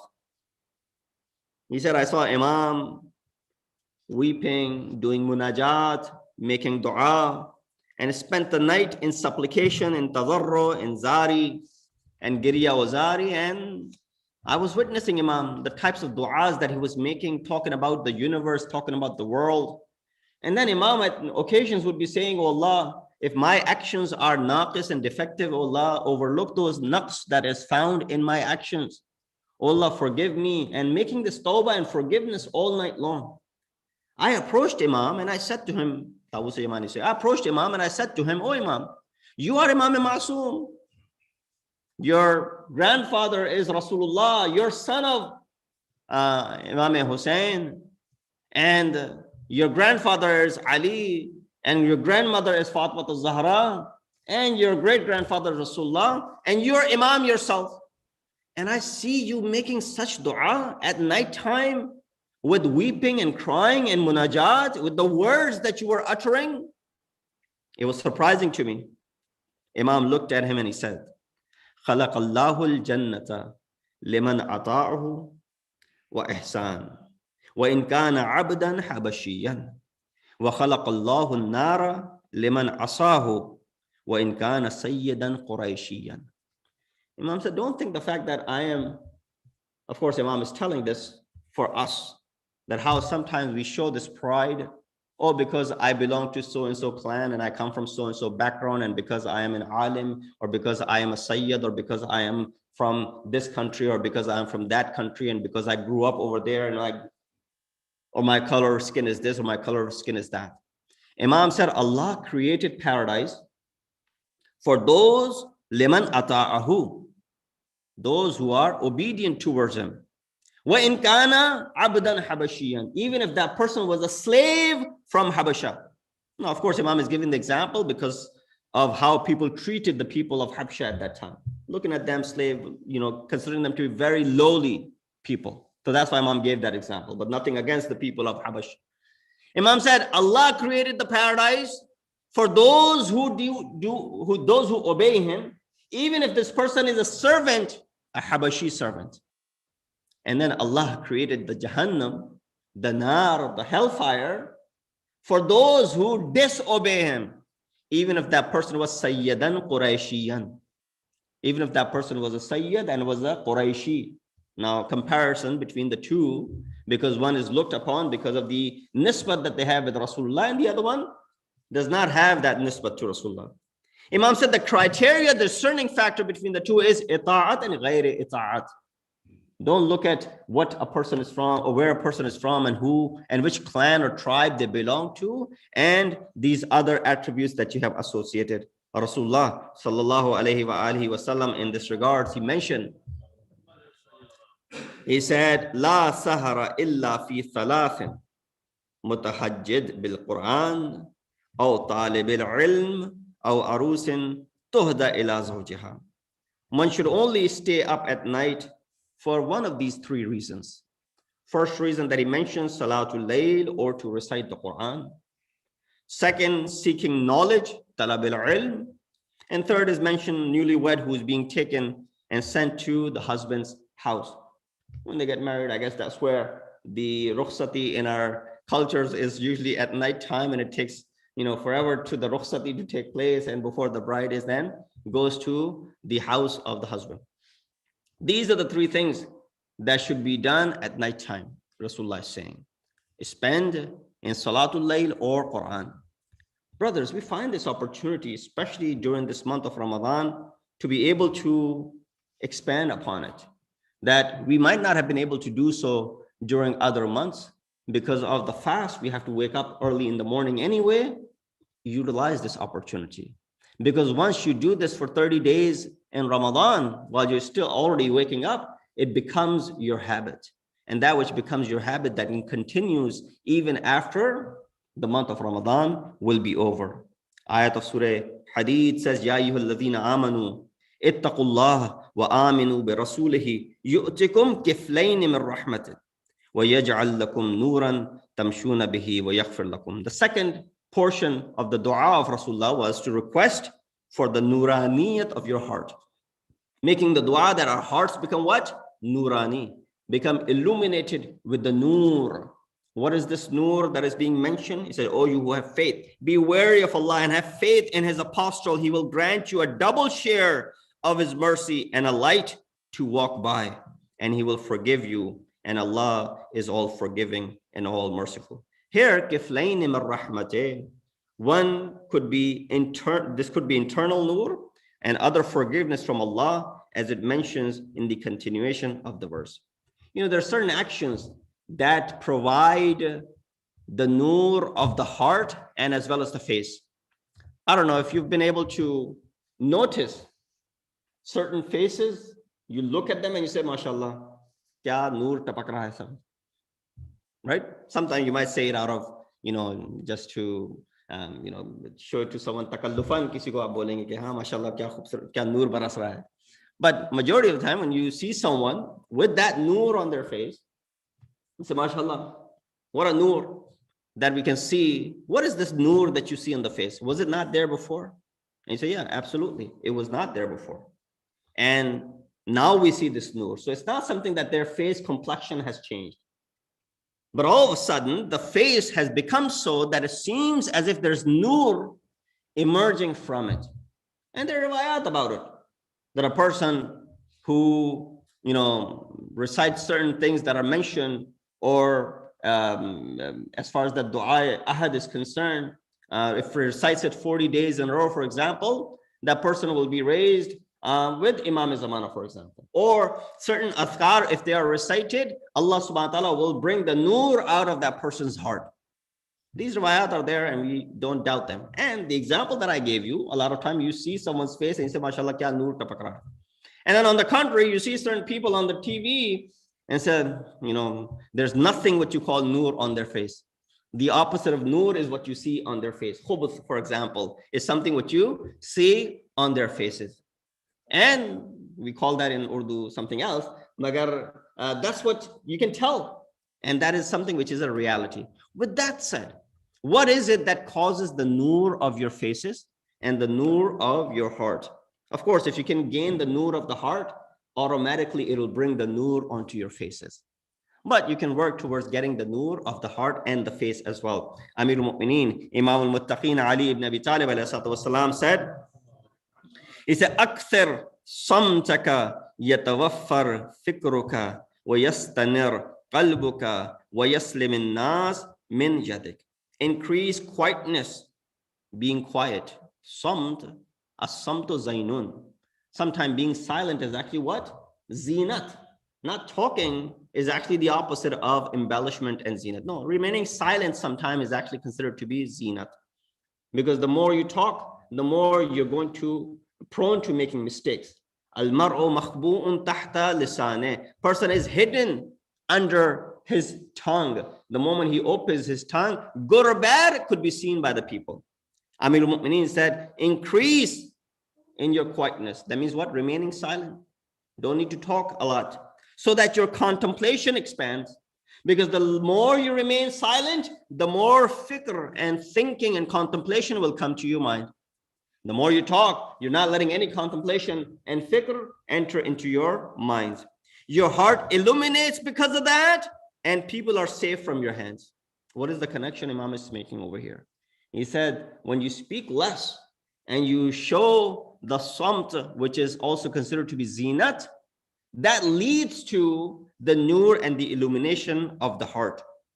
Because when he says, talabtu nur al-qalb, Imam said, I asked for the nur of my heart, فَوَجَدْتُهُ فِي التَّفَكُّرِ, and I found this nur in tafakkur, in contemplation. That's why the riwayat mentioned فِكْرُ سَاعَةٍ أَفْضَلُ مِنْ مَثَلًا إِبَادَةُ السَّبْعِينَ سَنَةً. 1 hour of fikr and contemplation is superior to 70 years of ibadat. Imam says, Talabtu nur al-qalbi fawajjatuhu fit tafakkur. I was seeking the nuraniyat of my heart and I found it in contemplation. Wal buka'i, and as well as in buka and in weeping, in girya uzari. Talabtul jawaza ala sirati fawajjatuhu fit sadaqa. I was looking for the path, so that thing by which I can pass through the sirat on the day of judgment. He said, فَوَجَدْتُهُ فِي الصَّدَقَةِ. I found it to be a laying in sadaqah, that if you give sadaqah, then you'll be able to pass through the sirat. وَطَلَبْتُ نُورَ الْوَجْهِ. I was looking for the nuraniyat of my face. فَوَجَدْتُهُ فِي الصَّلَاةِ اللَّيْلِ. And I found the nuraniyat of my face in this salatul layl, in this namaz al-shab. So Imam is concluding for you, brothers and sisters, that if you want this nuraniyat of your face to emerge and a person sees and says, mashallah, what a nurani face, that can be attained by performance of salatul layl. Salawat Muhammad wa ali Muhammad. I'll bring you towards the conclusion so I can share a few words of Masaib as well. Rasulullah said, as-salatu nurun. Namaz is nur. Alayka bi tilawatil Quran, fa innahu nurun laka fil ard. It is upon you to recite the Quran because it is the nur of your hearts on this earth. وَذُخْرٌ لَكَ فِي السَّمَاءِ. And it becomes dhakhira, a hoarding for you in the hereafter when you will be in need of it. Tahajjud of Bibi Fatima Zahra, you remember that she used to perform her ibadat at night time. And our second Imam narrates this. He said, I would see my mother spend the night doing this ibadat. And when I would come close to her, I would hear that she would be making dua for people in the neighborhood, in the city of Medina. And sometimes she would be making dua for these people by name. You know, as in Salatul Layl, when you get to that portion, when you are making dua for your deceased relatives, and even if you're those who are alive, Allahumma ghfir li mu'mineen, you say Allahumma ghfir li, for example, whoever is your deceased relative, for example. He said, I heard my mother making dua at night in the Salatul Layl, and she would be making dua for the people of Medina, one after another by naming them. And then when she concluded, I went up to her and I said to her, oh, my mother, why is it that you did not make dua for yourself or your family? My mother responded by saying, I've heard your grandfather Rasulullah say, Al-Jar thumma dar. First, you remember your neighbors, people in your surrounding, and then you mention yourself and your family. Janab Sayyidah says, giving preference to people in the surrounding. And this was her normal routine to make dua for the people in the surrounding. Let's ask a question from the tongue of Imam Hassan, that, oh mother, when you're making dua for the people of Medina and the neighborhood, why is it that these people didn't come for your help when your house was attacked? Why is it that none of these people that you were making dua for in your Salatul Layl, these people would not come for your rescue, and nobody raised their voice when your house was being attacked? And Amir al-Mu'mineen was being dragged out of the house because he was not giving in as far as the allegiance was concerned.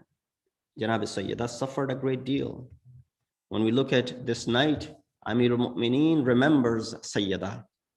This is the night when Amir al-Mu'mineen spends in the house of his daughter, Bibi Kulthum. Imam performs the iftar in the house. This was the last iftar of Amir al-Mu'mineen. He kept asking Hasanain, how many days of Ramadan have passed? How many days in Ramadan have remained? And they would respond for every day. 10 days have passed, 20 days have remained. 15 days have passed, 15 days remain. 19 days have passed, and for example, 10 days remain. Imam himself was different on this night. Even when he broke the fast, when he saw the third thing on the sufra, he said, remove this. When has it ever been that your father ate more than one thing on the sufra? Imam said, I could have had anything in the world that I wanted, but how would I face by eating something which is luxurious, and then tomorrow face Rasulullah on the day of judgment, that there were people in Arabia at that time who did not even have a bread to break while Ali was eating something like this.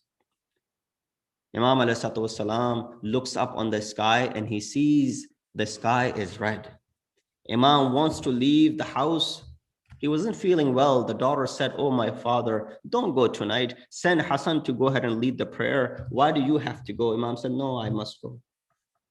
Even the animals in the house understand the calamity is about to befall and they don't want their master to go. It is mentioned when Imam was leaving, the birds in the house and the other animals that were in the house, they were blocking the way of Imam Hussein, Imam Ali, father of Hassanain, to not go. Imam still makes his way towards the masjid. Imam arrives in Masjid Kufa. When he enters in the masjid, he wakes up the people for Salatul Layl. That's Salatul Layl, which becomes the reason for Nuraniyat of your heart and the Nuraniyat of your face. Imam wakes each and every single person, even that enemy of his who has set forth on this journey to go ahead and kill Amirul Mu'mineen. Imam wakes him up, knows, but he cannot punish him because there's no preemptive strike in Islam. Imam wakes them all up, they get up. Imam goes and performs his Nafila Salat. As Imam was doing his Nafila Salat, this dushman of Islam stands up and he strikes Amirul Mu'mineen on his forehead. And as soon as Imam's forehead was struck, Imam said this, Fuztu wa Rabbil Kaaba, by the Lord of Kaaba, Ali has been successful. Imam's blood starts to bleed, the head starts to bleed, all of his Rish Mubarak, Imam's beard is colored with his own blood. He said, I remember Rasulullah had said, oh Ali, you will be killed by Shaqi Tareen Insan, the most wretched of the people. He said the first most wretched of the people was the people who killed Naqe Saleh Qidar, and the last of the most wicked people will be Ibn Muljim La'anatullahi alayh, who had struck Amirul Mu'mineen. Ala la'natullahi al-qawmi al-zalimin. وسيعلم الذين ظلموا أي منقلب ينقلبون إنا لله وإنا إليه راجعون. Oh Allah, please accept our ibadah tonight. Oh Allah, we've committed a lot of sins. Please forgive our sins.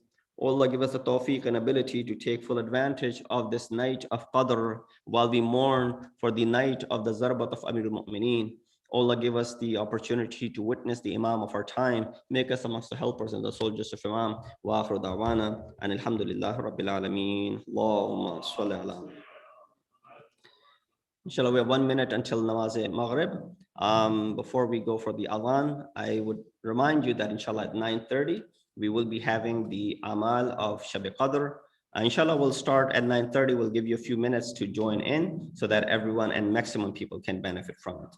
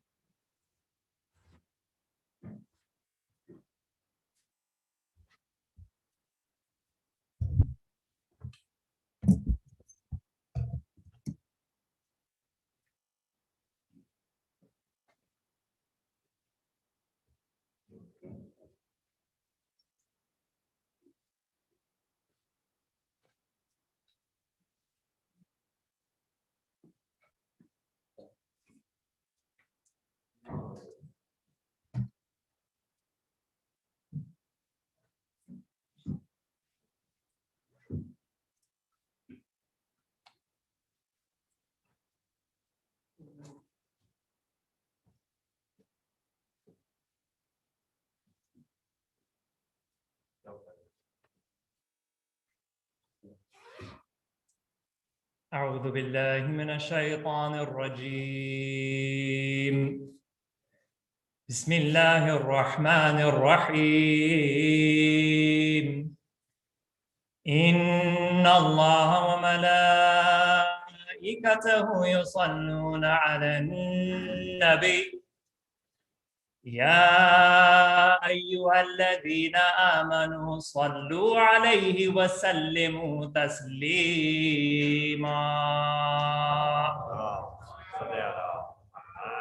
اللهم صل على محمد النبي وعلى ذريته وعلى أهل بيته. سبحان الله والحمد لله ولا إله إلا الله والله أكبر ولله الحمد. الله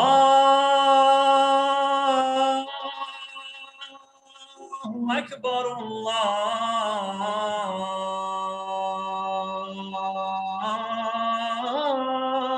أكبر.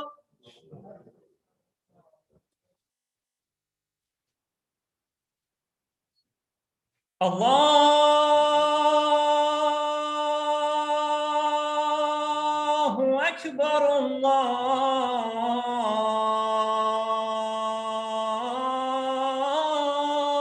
أكبر.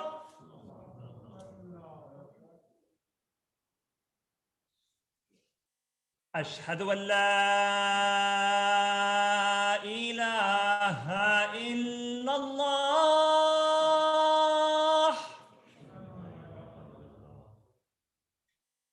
أشهد أن لا إله إلا الله.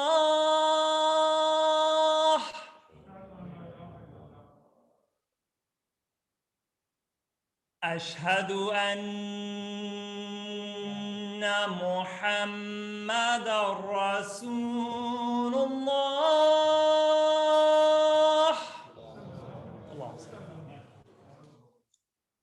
أشهد أن محمدًا رسول الله.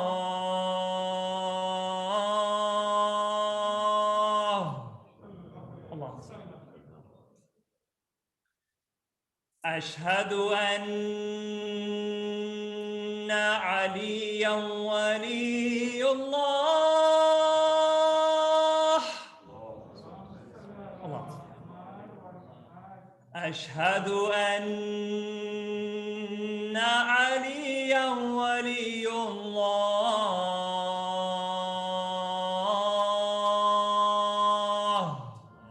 اللهم صل. حي على الصلاة حي على الصلاة.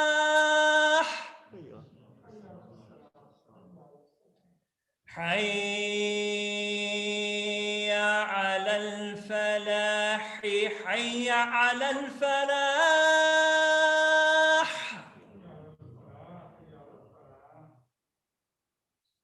حي على خير العمل. حي على خير العمل.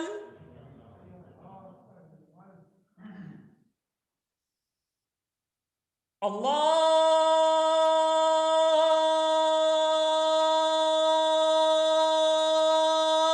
أكبر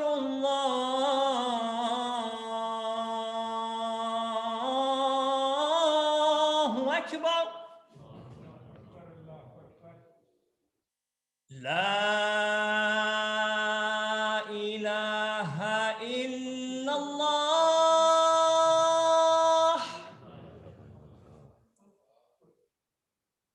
لا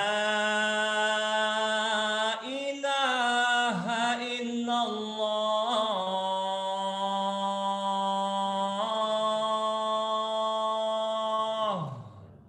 بسم الله الرحمن الرحيم. اللهم صل على محمد وآل محمد. اللهم اجعل قلبي بارا وعملي سارا وعيشي قارا ورزقي دارا وأولادي أبرارا واجعلني عند قبر نبيك محمد صلى الله عليه وآله مستقرا وقرارا برحمتك يا أرحم الراحمين. وصلى الله على سيدنا محمد وعلى أهل بيته الطيبين الطاهرين. الله أكبر لا إله إلا الله لا إله إلا الله محمد رسول الله أشهد أن محمدا رسول الله أشهد أن عليا ولي الله أشهد أن عليا حجة الله من الصلاة حين الصلاة حي على الفلاح حي على الفلاح حي على خير العمل حي على خير العمل قد قامت الصلاة قد قامت الصلاة الله أكبر لا إله إلا الله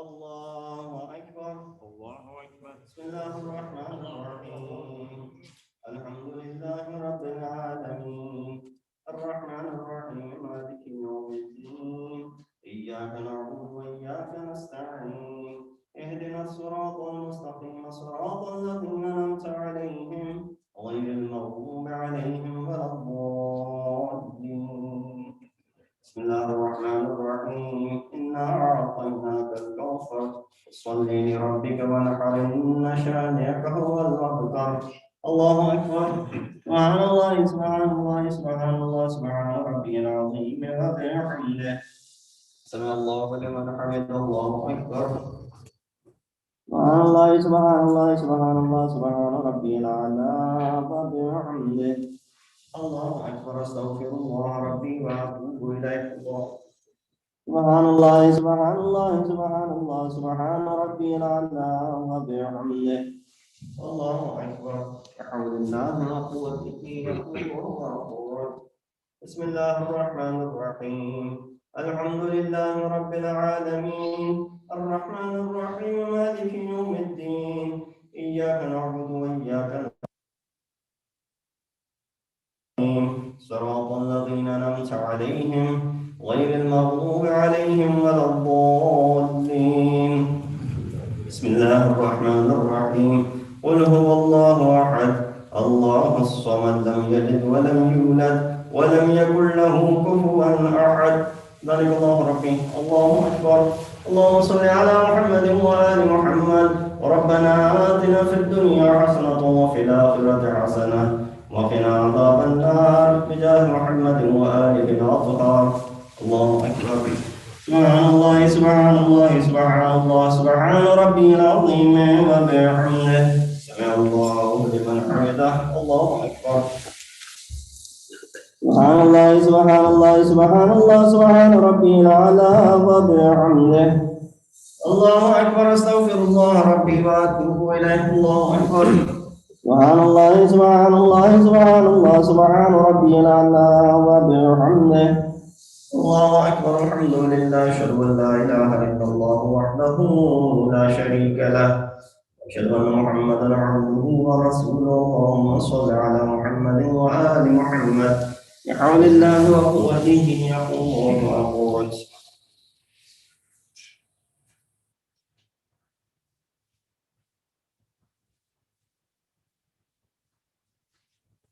الله أكبر سبحان الله سبحان الله سبحان الله سبحان ربي العظيم وبحمده سمع الله لمن حمده الله أكبر سبحان الله سبحان الله سبحان الله سبحان ربي الأعلى وبحمده الله أكبر أستغفر الله ربي وأتوب إليه الله أكبر سبحان الله سبحان الله سبحان الله سبحان ربي الأعلى وبحمده يا لطيف ارحم عبدك الضعيف الله أكبر الحمد لله أشهد أن لا إله إلا الله وحده لا شريك له وأشهد أن محمدا عبده ورسوله اللهم صل على محمد وآل محمد السلام عليك أيها النبي ورحمة الله وبركاته السلام علينا وعلى عباد الله الصالحين السلام عليكم ورحمة الله وبركاته الله أكبر الله أكبر الله أكبر اللهم صل على محمد وآل محمد بسم الله الرحمن الرحيم إن الله وملائكته يصلون على النبي يا أيها الذين آمنوا صلوا عليه وسلموا تسليما اللهم صل على محمد وآل محمد اللهم صل على محمد وآل محمد اللهم صل على محمد وآل محمد. تسبيح فاطمة الزهراء سلام الله عليها.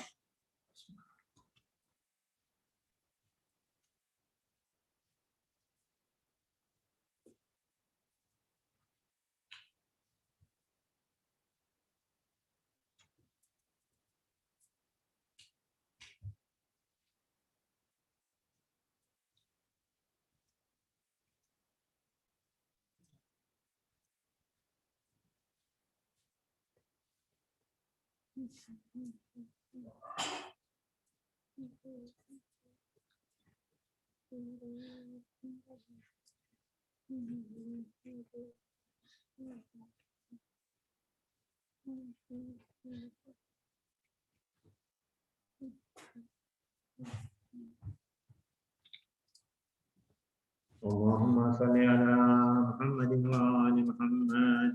بسم الله الرحمن الرحيم. يا علي يا عظيم يا غفور يا رحيم أنت رب العظيم الذي ليس كمثله شيء وهو السميع البصير. وهذا شهر نظمته وكرمته وشرفته وفضلته على الشهور، وهو الشهر الذي فرض صيامه عليه، وهو شهر رمضان الذي أنزلت فيه القرآن هدى للناس بينات من الهدى والفرقان، وجعلت فيه ليلة القدر وجعلتها خيرا من ألف شهر. ويا ذا المن ولا يمن عليك من علي بفكاك رقبتي من النار بمن تمن عليه وادخلني الجنة برحمتك يا أرحم الراحمين. اللهم صل على محمد وآل محمد.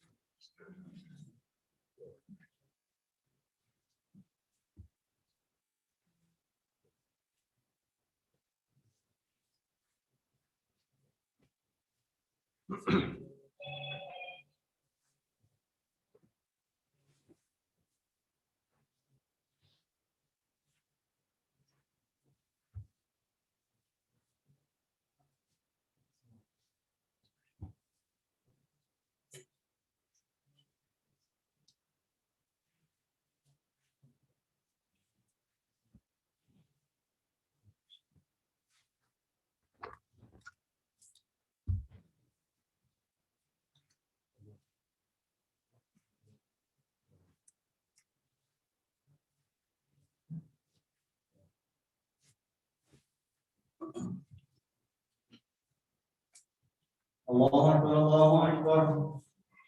أشهد أن لا إله إلا الله أشهد أن لا إله إلا الله أشهد أن محمدا رسول الله أشهد أن محمدا رسول الله أشهد أن عليا ولي الله أشهد أن عليا وأولاده المعصومين حجة الله حي على الصلاة حي على الصلاة حي على الفلاح حي على الفلاح حي على خير العمل حي على خير العمل قد قامت الصلاة قد قامت الصلاة الله أكبر الله أكبر لا إله إلا الله الله أكبر بسم الله الرحمن الرحيم الحمد لله رب العالمين الرحمن الرحيم مالك يوم الدين إياك نعبد وإياك نستعين اهدنا الصراط المستقيم صراط الذين أنعمت عليهم غير المغضوب عليهم ولا الضالين بسم الله الرحمن الرحيم والعصر إن الإنسان لفي خسر إلا الذين آمنوا وعملوا الصالحات وتواصوا بالحق وتواصوا بالصبر الله أكبر سبحان الله سبحان الله سبحان الله سبحان ربي العظيم وبحمده سمع الله لمن حمد الله أكبر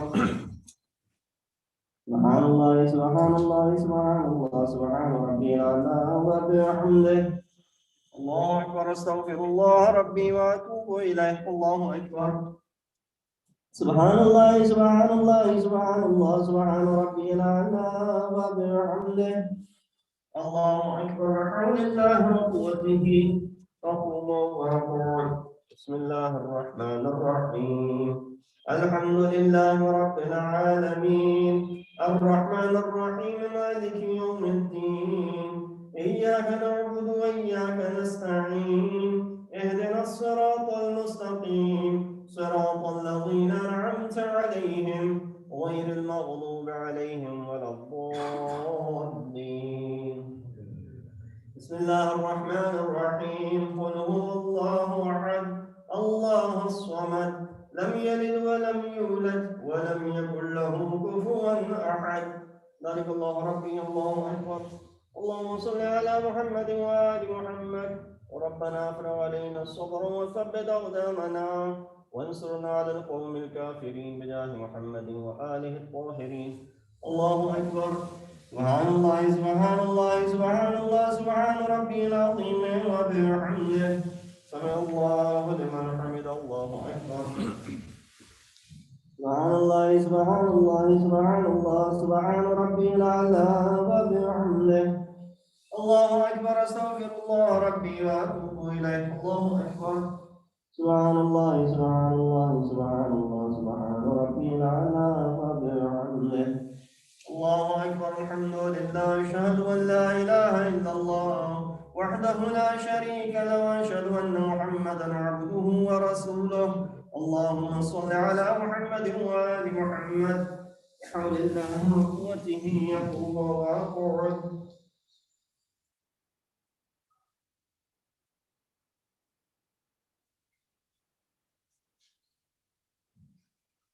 الله أكبر سبحان الله سبحان الله سبحان الله سبحان ربي العظيم وبحمده سمع الله لمن حمد الله أكبر سبحان الله سبحان الله سبحان الله سبحان ربي الأعلى وبحمده الله أكبر أستغفر الله ربي وأتوب إليه الله أكبر سبحان الله سبحان الله سبحان الله سبحان ربي الأعلى وبحمده الله أكبر بحول الله وقوته يقوم ويقعد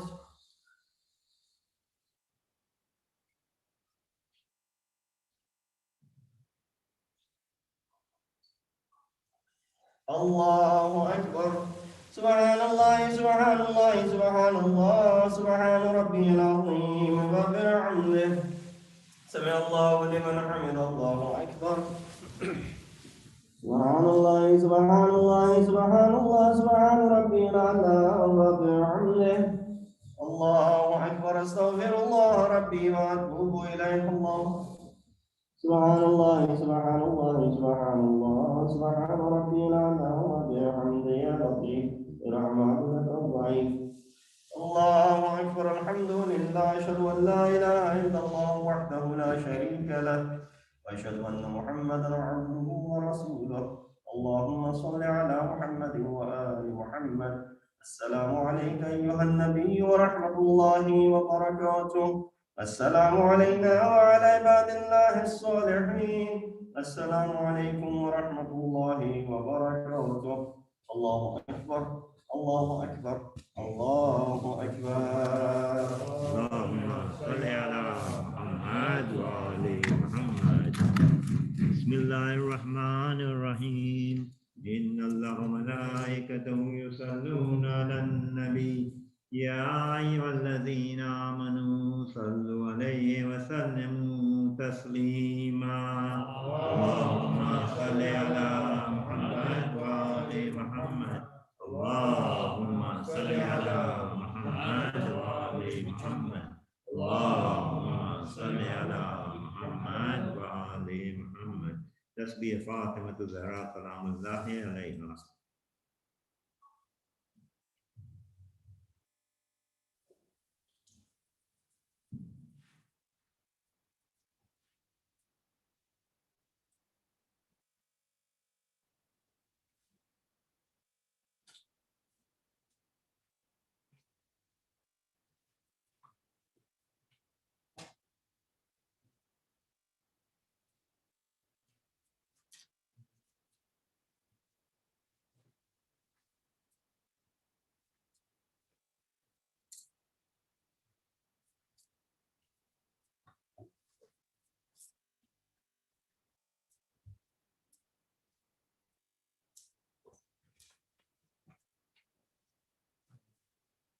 اللهم صل على محمد وآل محمد. بسم الله الرحمن الرحيم. اللهم أطل على أهل القبور السرور. اللهم أغن كل فقير. اللهم أشب كل جائع. اللهم اكسر كل عريان. اللهم اقض دين كل مدين. اللهم فرج عن كل مكروب. اللهم رد كل غريب. اللهم فك كل أسير. اللهم أصلح كل فاسد من أمور المسلمين. اللهم اشف كل مريض. اللهم سد فقرنا بغناك. اللهم غير سوء حالنا بحسن حالك.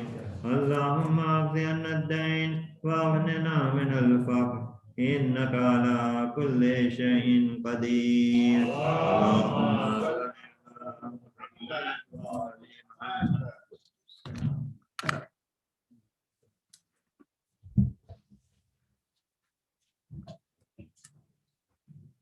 السلام عليكم يا رسول الله، السلام عليكم يا نبي الله، السلام عليكم يا حبيب الله، السلام عليكم يا رسول الله، السلام عليكم ورحمة الله وبركاته. السلام عليكم يا رسول الله، السلام عليكم يا رسول الله. السلام عليكم ورحمة الله وبركاته. السلام عليكم يا حبيب الله، السلام عليكم ورحمة الله وبركاته. السلام عليكم شمس الشموس الثاني سنة المرسلين والقمر والمرسلين ورحمة الله وبركاته. السلام عليكم صاحب الأسئلة الزمان. السلام عليكم من سبحانه. السلام عليكم شريك القرآن يا الله تعالى فرجك وسهل الله أمرك وزمرك وجعلنا من أوانه الصالح ورحمة الله وبركاته.